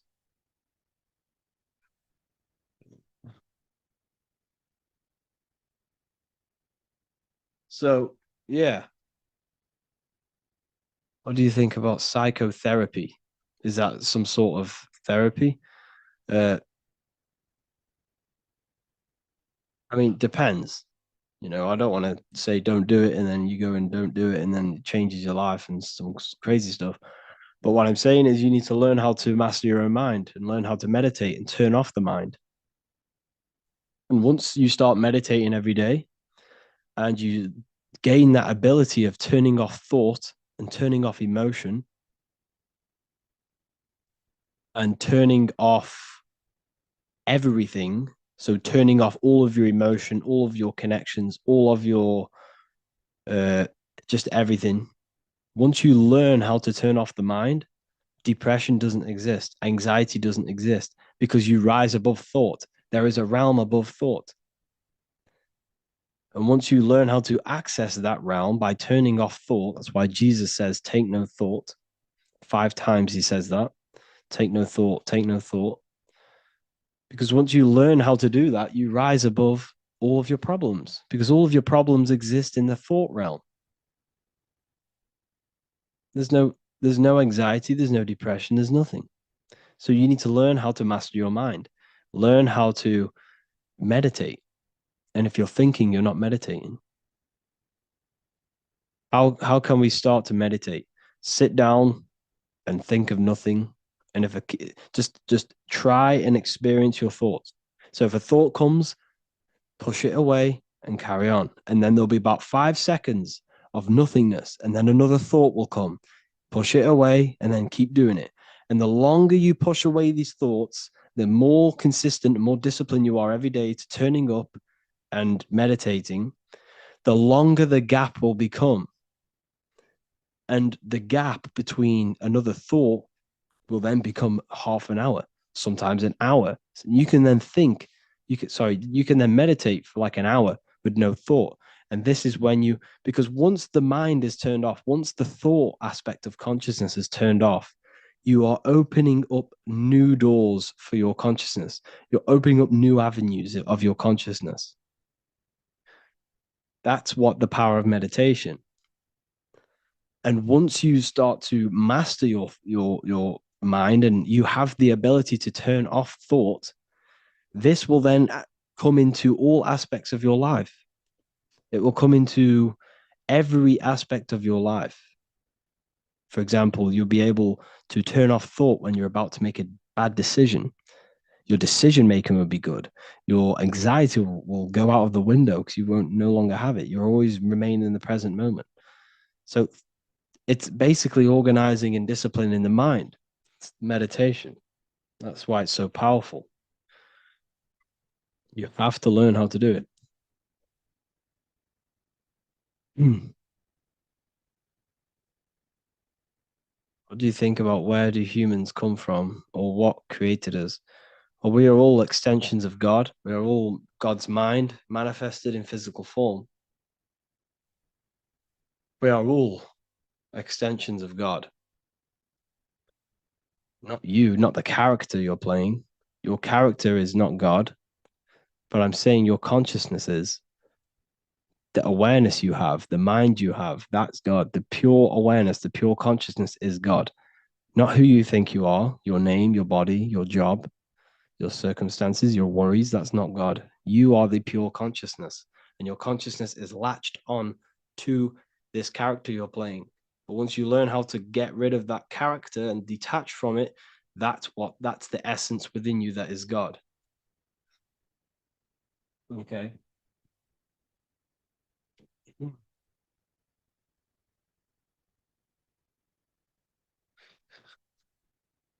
What else have we got? Did sugar turn off the thought broadcasting ability? I really don't know what you mean by that question. Sorry. What is consciousness? Awareness, creativity. So, consciousness is right. So, yes, it's observation. On the highest level of consciousness, it's pure observation and pure cause. Now, On the lower, so you have observation. So there's different bodies of consciousness. You have observation, that's the eye, this eye you see here. Then you have mind, which is the thinking aspect of consciousness. So thoughts are not physical, thoughts are not a part of your brain. This is an aspect of your consciousness. Then you have under thought, you have emotional body of consciousness. You have thoughts, emotions, observation, and then you have imagination. Imagination is an aspect of your consciousness. And then they are mainly the four things inside of your consciousness. Because imagine you can't split open the brain and see someone imagining something. You can't split open a brain and see a thought. You can't split open the brain and see an emotion because these things exist metaphysically. They don't exist physically. They're in consciousness. And that's what everything stems from. Now, and if you really want to connect with this, you must detach. You must sit down and detach from everything. And what do I mean? Sit down, detach from your name, detach from your body. Say, I'm not the body, I'm not the thoughts, I'm not my name, I'm not my worries, I'm not my money issues, I'm not the car, I'm not the clothes. And once you detach from every worry and every little aspect you identify yourself with, you're left with the mind, you're left with thought. And then once you're left with the mind is then attached to a language. That little voice in your head is using a language. You need to detach from that language. And once the mind is detached from that language, you're left with a pure consciousness, pure awareness, pure cause. It's a cause. It's a cause. Like everything comes from that cause. What's your opinion on Rosicrucians' secret society? That I know that the symbol of the Rosicrucians is the cross with the rose in the middle, which represents the cross is your body, the Jesus cross is your body, and the rose is your heart, because all of your action comes from the heart. So there's a lot of secret teachings of the heart in Rosicrucianism. If we are all God, are we the devil also? Yes. You have the ability to bring in a non-physical thought into a physical reality. You have this creative power of bringing thought into physical matter. You can use this for your you can use this for your gain. You can use this for darkness, which is the devil. Do evil is the devil. Or you can do this for good, which is God. You have a higher mind, which is the mind that wants love and wisdom and knowledge and growth. Or you have this lower aspect of your mind, which is your body's sort of mind, which wants power, fame, hate, desire, uh, food, survival. This is Satan. It's an aspect of your mind. It's psychology. It's a psychological allegory of the human mind. That's what the Bible is. It's all allegory for the human mind and the functions of your mind, body, and spirit. It's basically what the Bible is. It's allegorical about you and about your mind and how it works and about your emotions. Thoughts on spiritual attacks and how to protect yourself. You're not being attacked spiritually, it's yourself. It's an aspect of your own mind. You're attacking yourself. No one's attacking you. There's no spirits attacking you. You're not possessed. It's your own mind blocking yourself. So you need to focus and need to look within yourself on what is attacking you. There's a subconscious seed which has grown, which is attacking you. Learn about the subconscious. The subconscious will tell you everything about yourself. Do secret societies control everything? Yeah, pretty much. I'd say so. Yeah. But don't focus on that, Don't lose yourself in conspiracies. Don't lose yourself in any darkness. Don't fill your mind with that stuff. You don't want to fill your mind with that. You don't want to fill your mind with all these negative 9/11 occult rituals, magic, Hollywood.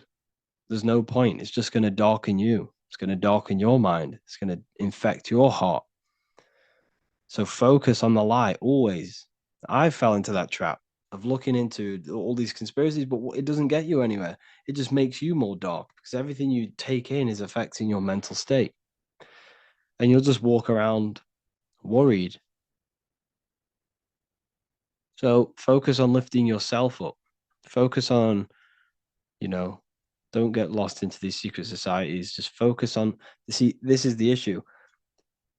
Yes, the world is kind of waking up in a way, but we're waking up to the wrong things. We're waking up to conspiracies. Yes, these things are true. We're all being manipulated. Don't get me wrong, we are by a very dark, advanced, occult, secret clubs who know all of this stuff and crazy stuff. But what I'm saying is, don't look into it.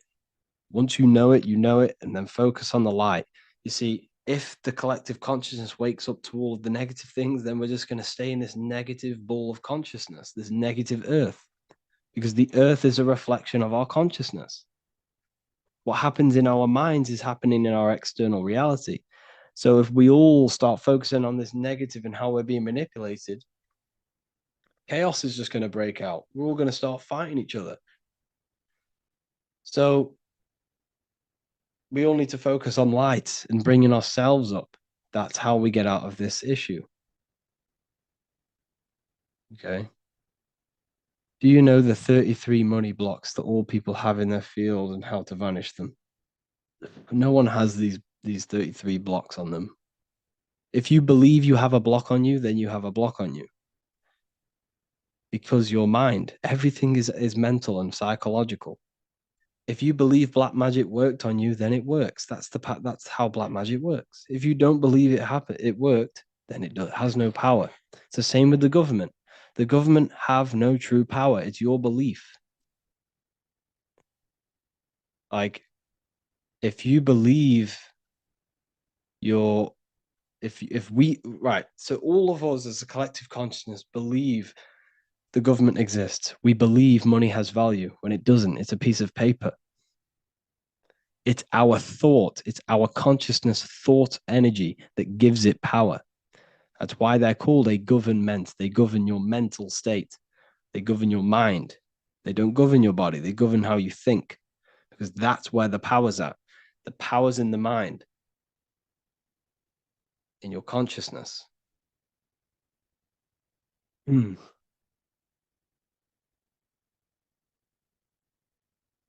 Yeah. So, yeah,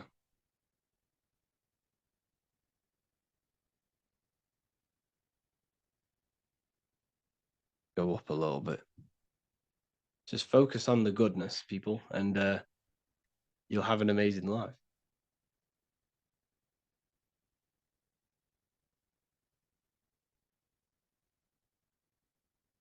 Yeah. And shaman heals every disease. I really don't know. I'm not too sure about that. Tattoos affect your mental state? I wouldn't say so. Like, just be careful what you get and make sure it has a good meaning, and then you're okay. We are the government once they give us the information. A whole lot to see. Yeah, literally. Yeah.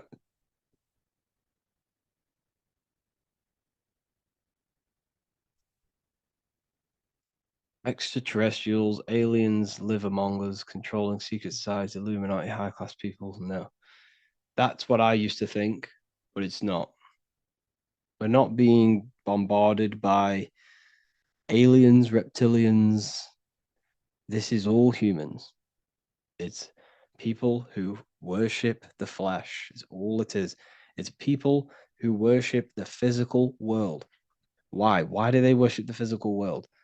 Because in these higher realms of consciousness, you don't get there's no pleasure like there is a physical pleasure. So they worship the physical world, the physical pleasure, and the sensation of being in a body. That's what they worship. Evil love bondage. Okay. That's why they don't want this matrix to break. They don't want everyone to be equal. They like this division. They like being on the higher end of this matrix, this class. But it's not reptilian. I don't think so anyway, personally.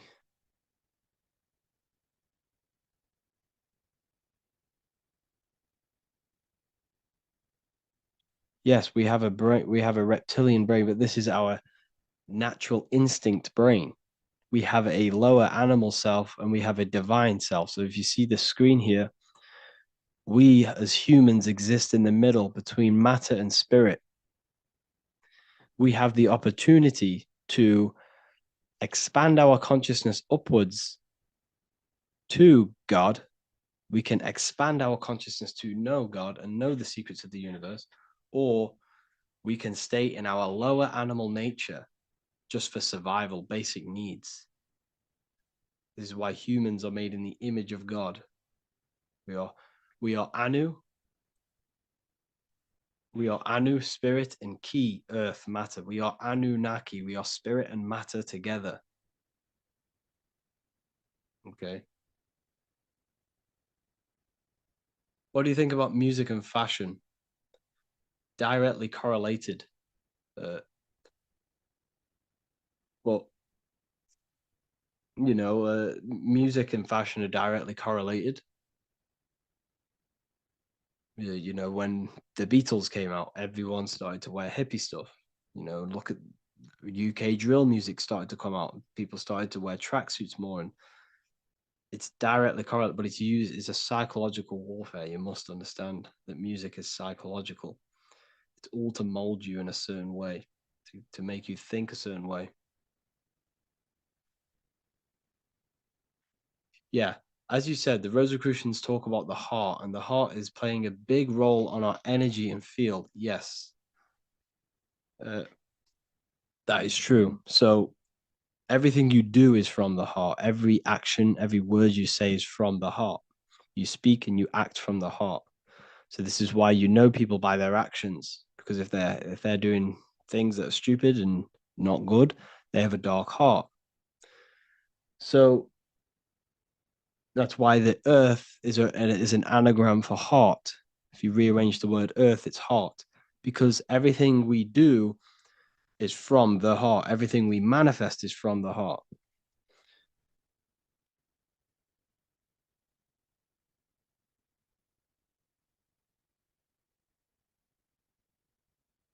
What are the families that control the world? Tell us the major one. I don't look into it, to be honest with you. I don't really look into that stuff anymore.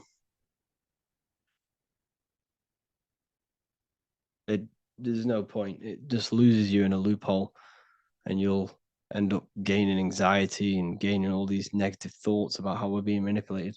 So just focus on the light.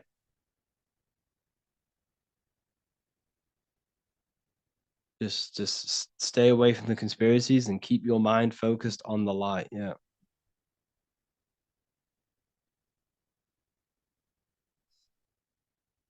Can you give thoughts about reverse manifestation, things that you don't want to come in your life, but it has to come anyhow, but it didn't work on positive things? Can you explain this loophole?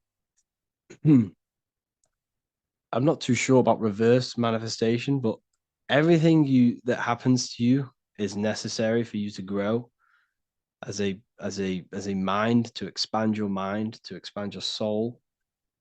Everything is is for you to grow. Doesn't matter how hard it is, how negative it is. But what you must understand is that everything that happens to you is not is a is neutral. It's your mind's perception on how you give it a positive or a negative charge. It could be something really bad, someone dies, but you always have to look at the positive. What did you learn from that person? You have to grow from everything that happens to you. Don't focus on the negative. Like I say, always focus on the light. Keep your mind in the light. Because if you keep the mind on the negative aspect, it will consume you. destroy you, destroy your mind, your emotions, and your body. So always focus on the light and the positive aspects of everything that happens to you.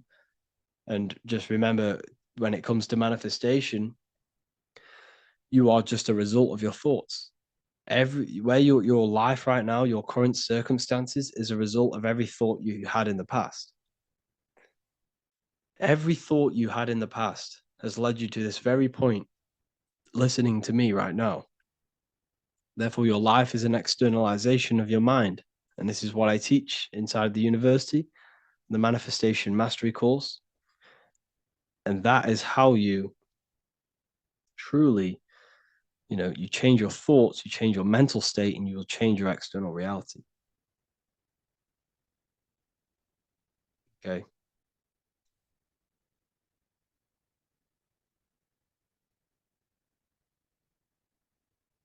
Can you explain the proof the earth is flat?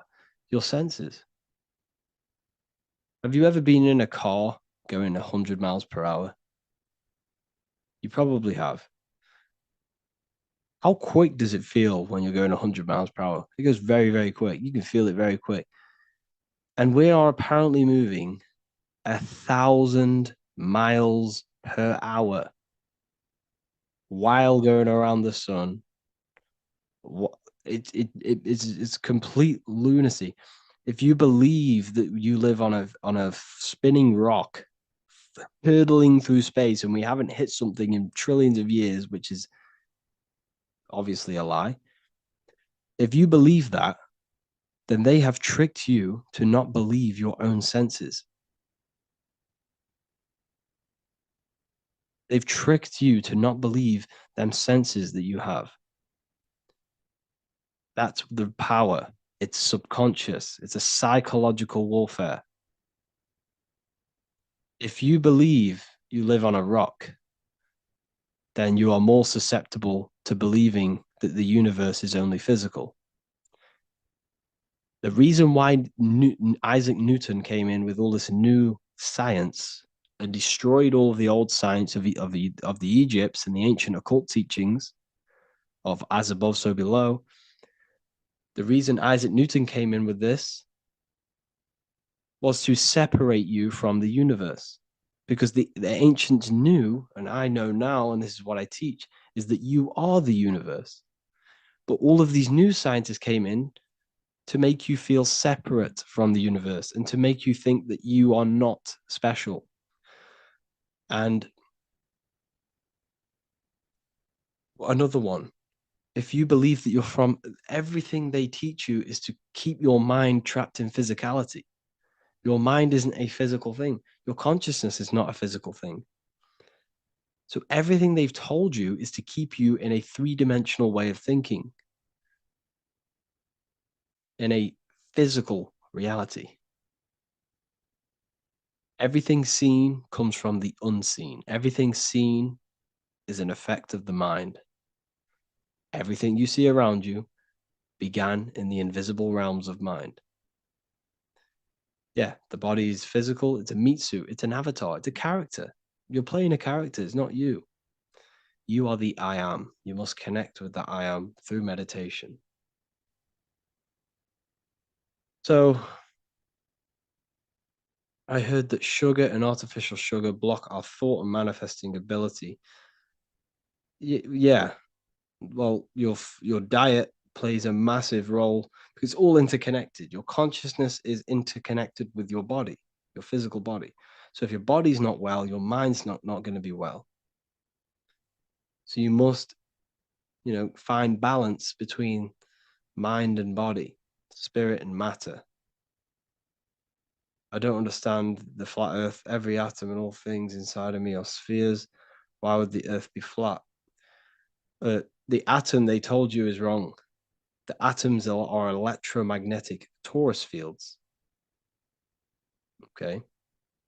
So torus fields is what creates everything. Everything has magnetic presence. But don't focus on the flat earth. Your body is the earth. The brain The brain is simulating a reality. You're not experiencing the external world. The external world is created with your body. Your body is a piece of technology creating this world. You don't see into the world. What you see is created in the brain. What you touch, you taste, you smell, you see with the brain. Your five senses are created by the brain. Your whole experience is created by the brain. The universe is mental. So don't focus on the flat earth. Focus on your body as a piece of organic technology, which is running a simulation of this reality. Now, once you understand that, that changes everything. You probably never thought about that. You probably now realize that your body is the universe, your body is the earth. And when you leave the body, you're leaving earth. Okay. So that's a very important one.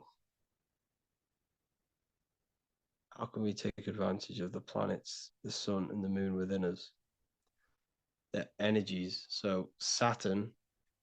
So the reason why you see Saturn symbology everywhere, like walkers and all these companies, you see Saturn symbolized. It's because Saturn is to do with order. He's the order aspect of your consciousness. He's the conditioning. So, for example, if Saturn is ruling your life, which is an aspect of your consciousness,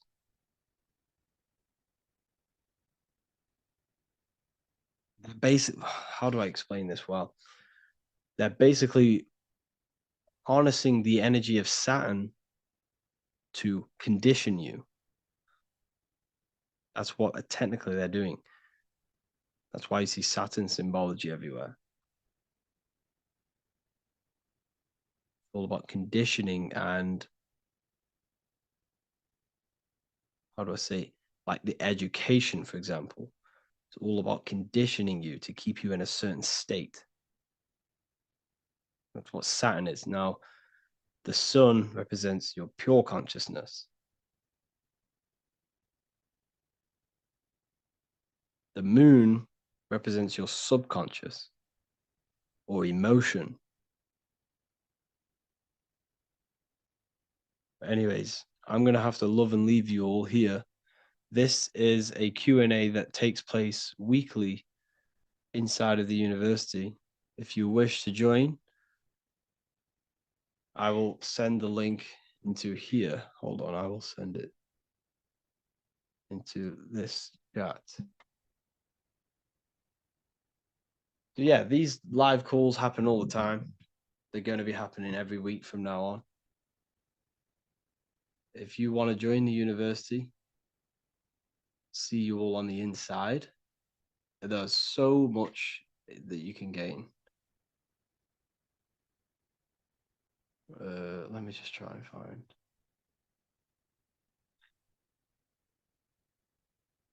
Okay, here it is.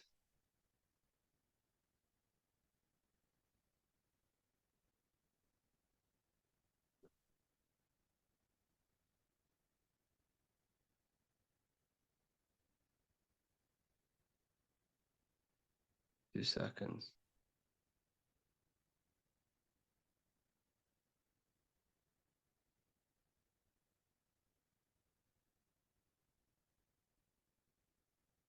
Where did that go?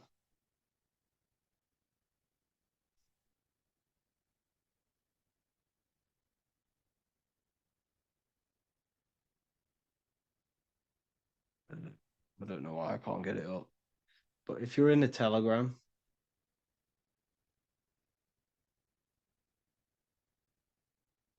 go to my Instagram, my Telegram, or revivalofwisdom.com, and you'll see the Ethereal University. I'll show you what we get. You get all of this. So you get the Manifestation Mastery course, which teach you everything about your mind and how your mind creates reality. You get the real lectures section, which has everything about the lectures. I do weekly lectures on occultism, symbolism, esotericism. We have a community. We have a library with my books plus 45 other rare PDF books. So you gain access to the library. We obviously do these live Q&As, and you can literally speak to me directly on these live calls. So yeah, your life will change once you understand this stuff. You're going to feel so much better. Like once you understand how reality works and your place in the universe, you'll feel absolutely amazing because you no longer feel like an evolved monkey on a monkey ball on a spinning globe. So invest in yourselves, invest in your mental state. It's not about your spirit, it's about your mind, controlling your consciousness, controlling your body. That's where the power is. That's when you gain power, when you stop engaging in your animal self and you move to the higher self and you retain all of that lost energy from being an animal self. Okay, so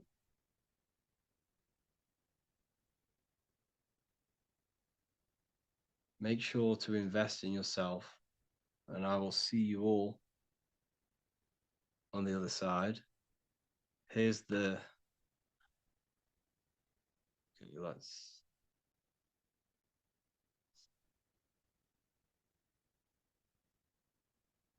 there's the link. I've just posted the link for the university.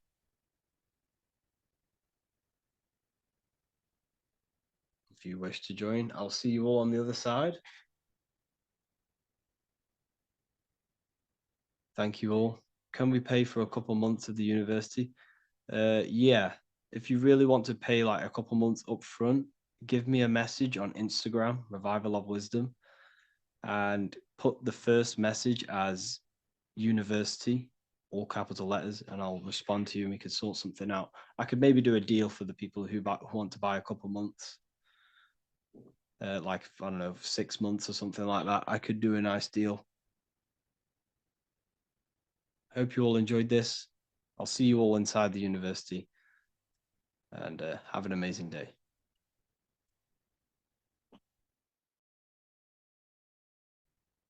How's it going, people? Today we're going to be going on lesson 5 on the human electromagnetic field. This is very, very important, people. You have to understand how energy works, how your mind contributes towards this, and how your emotions contribute towards this. So the heart produces this electromagnetic field, which surrounds the body from 3 foot to 9 foot, depending on your internal state. And we'll get into that a bit later. But the heart produces this field. Now, the brain is all to do with the mind intelligence. However, the heart is the second brain. It is to do with the emotional intelligence of our beings. So, mind and emotion directly connected. They are directly connected. Every thought that you think is producing an emotion. So the thought that you think is an electrical signal in the brain, which then gets sent to the heart. Now, the heart is what's judging. It judges you. It judges what is right, what is wrong. It tells you if is this thought good, is it bad, based off the emotional sense that you gain off that thought. Therefore, before we go any further, every single cell in your body, every single organ has its own electromagnetic field. So every cell, every organ, the organs come up to bunch together to create the system. The systems come together to create the body. And all of this contributes towards the electromagnetic field of the heart. Okay. So everything is electromagnetic. I am, you am, every atom is electromagnetic. So what we need to understand is that our diet plays a huge role in raising our frequency. Our frequency is our spirit, our spiraling energy field. The stronger this field is, the more impact you have on reality.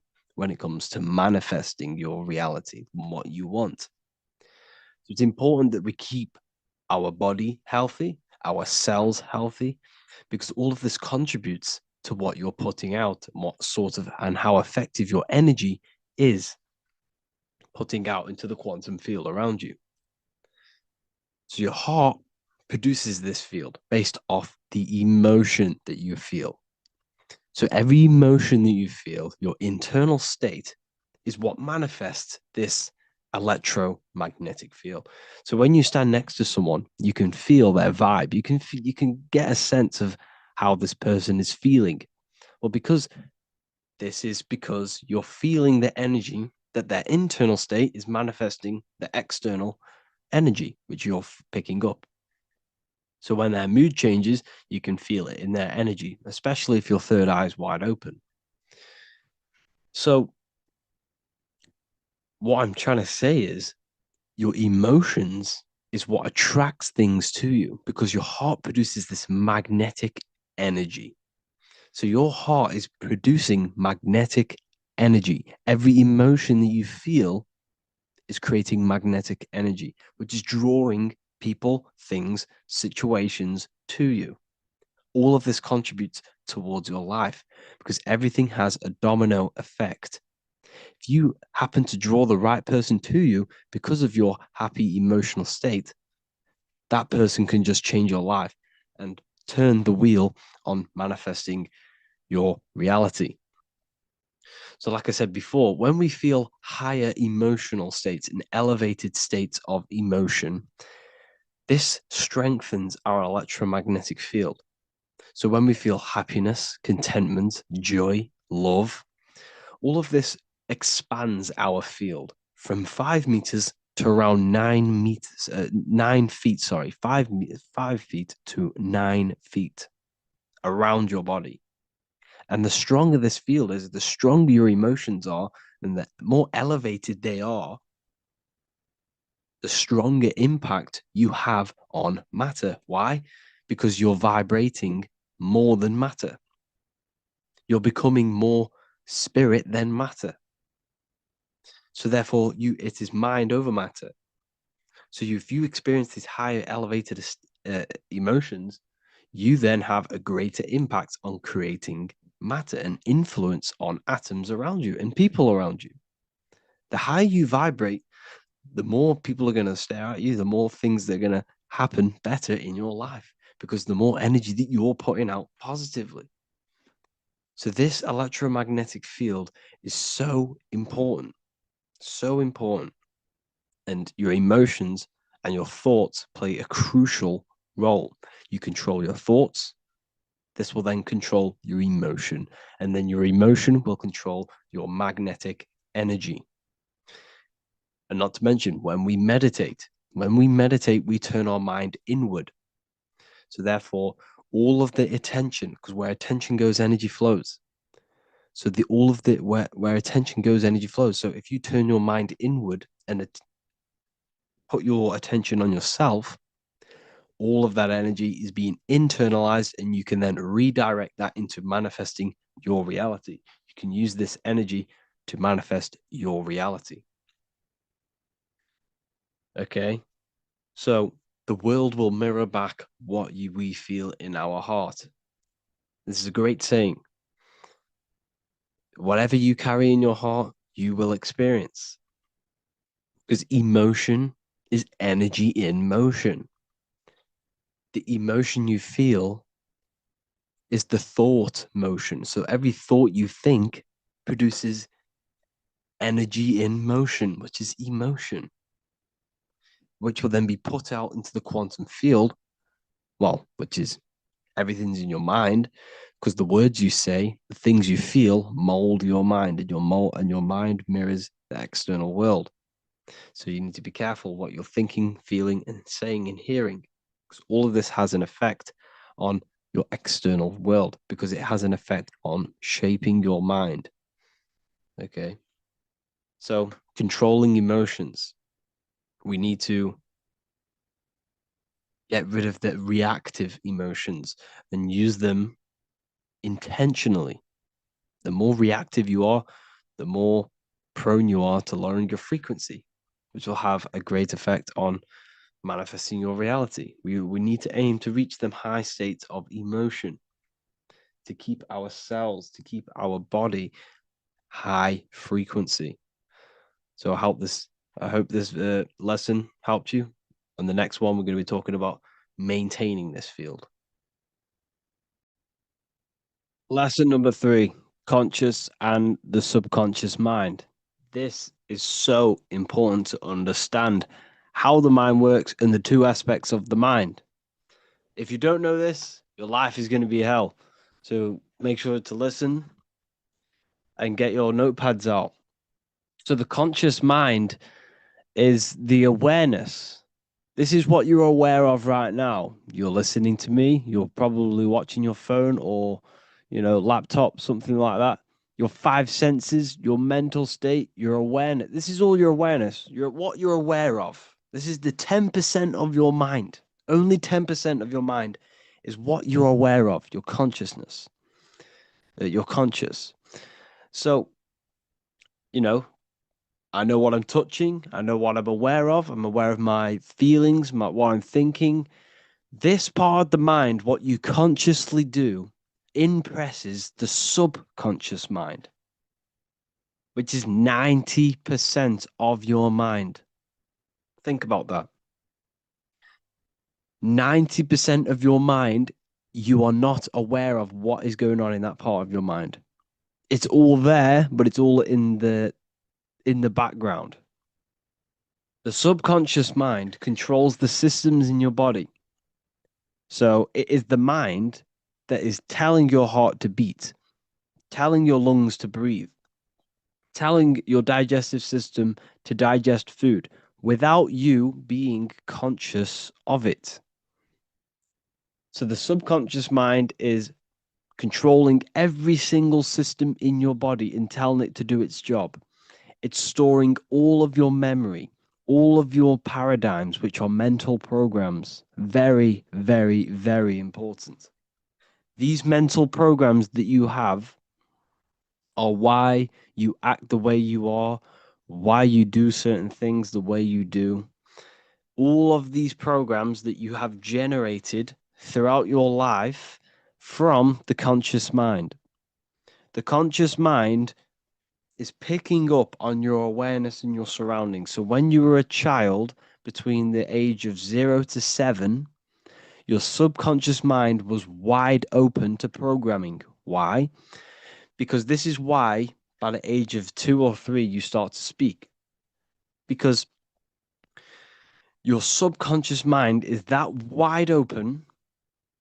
You are literally sucking in every bit of information so you can progress in life, so you can start to talk, walk, and act as a human being. So between the age of 0 to 7, there are programs that are really, really, really deep rooted within your mind. And these programs are operating 90% of your mind. 90% of your mind, which is 90% of your thoughts, when your thoughts become your emotions and they become your actions. Everything in the subconscious is affecting your life, is manifesting. So the subconscious is not only created by these programs between the age of 0 to 7, you've also generated new programs and you're still creating them now. However, essentially, we are deeply rooted with the older programs, but you create programs with emotion and repetition. Emotion and repetition generate mental programs. Driving your car, changing gear, tying your shoelace. You don't have to think about doing these things. You can literally just do it on autopilot because your subconscious mind knows that program is there. So when you consciously think of tying your laces, bang, it's done. You don't have to think about it. The subconscious takes over and does it. So the subconscious is manifesting 90% of your daily basis actions, thoughts, and emotional state on a daily basis. So what's that mean? The subconscious rules your life pretty much. And you need to change these programs. Okay. We're not going to go into this lesson, but the subconscious also sees, counts, and analyzes everything. For example, you go and past this sign. You're in a car, you drive past this sign at 6 o'clock in the morning on the way to work. 8 o'clock at night or 6 o'clock, or when you're driving back home, you have a random thought. Oh, I'd love a KFC. Because your mind, you might not have consciously been aware of it, but because of this sign was in your visual sight at 6 o'clock in the morning, later on that day, that subconscious mind has picked up because you started to feel hungry. And this was the first thing you seen that day. This is why it's called advertisement. Ment means mind. They're advertising to your mind and your subconscious. This doesn't really effectively work on the conscious mind, but it works on the subconscious. It lingers thoughts and images in your subconscious memory because of theta waves. When you wake up, an hour or two just after you wake up, your brain is producing theta waves, which is the waves where your subconscious mind has access, easy access. Theta wave is your mind is open to programming. So just before you go to sleep, just before and when you wake up, your brain's producing theta waves. And this is when your subconscious mind is wide open. This is why you need to be very careful. Never go on your phone when you wake up. Never scroll on TikTok or whatever. Don't do this stuff. The first thing you need to do when you wake up is say something positive and feel something positive. Do this every single day before you go to sleep and after you wake up. This will change your life. This will create positive impressions on your subconscious mind. Okay. It also, the conscious mind, it's like a cycle. A cycle. The conscious mind, thoughts and emotions impresses the subconscious, and this will repeat. Then the whatever you put into the subconscious will then be put back onto the conscious. It's like a repeating cycle. Okay. So you need to understand this very, very deeply. You need to understand how powerful the subconscious mind is. This is the reason why you think your name is whatever, John, and this is why you wake up at a certain time. This is why you run the way you do. Everything is stored within the subconscious mind. Everything is in there. You identify yourself with the programs that are in your subconscious mind. And that's what the matrix is. The matrix, the system, is a program within your subconscious mind. This system doesn't truly exist. There's in the physical world, there's buildings and everything. There's only buildings. There's the government building. There's a government group. But what gives that power? The programs, the mind. This system only exists in our minds. We only need to go to school because our mind believes we need to go. We only go to jail because our mind believes this system. The matrix is a program within your subconscious, and so is your self-identity.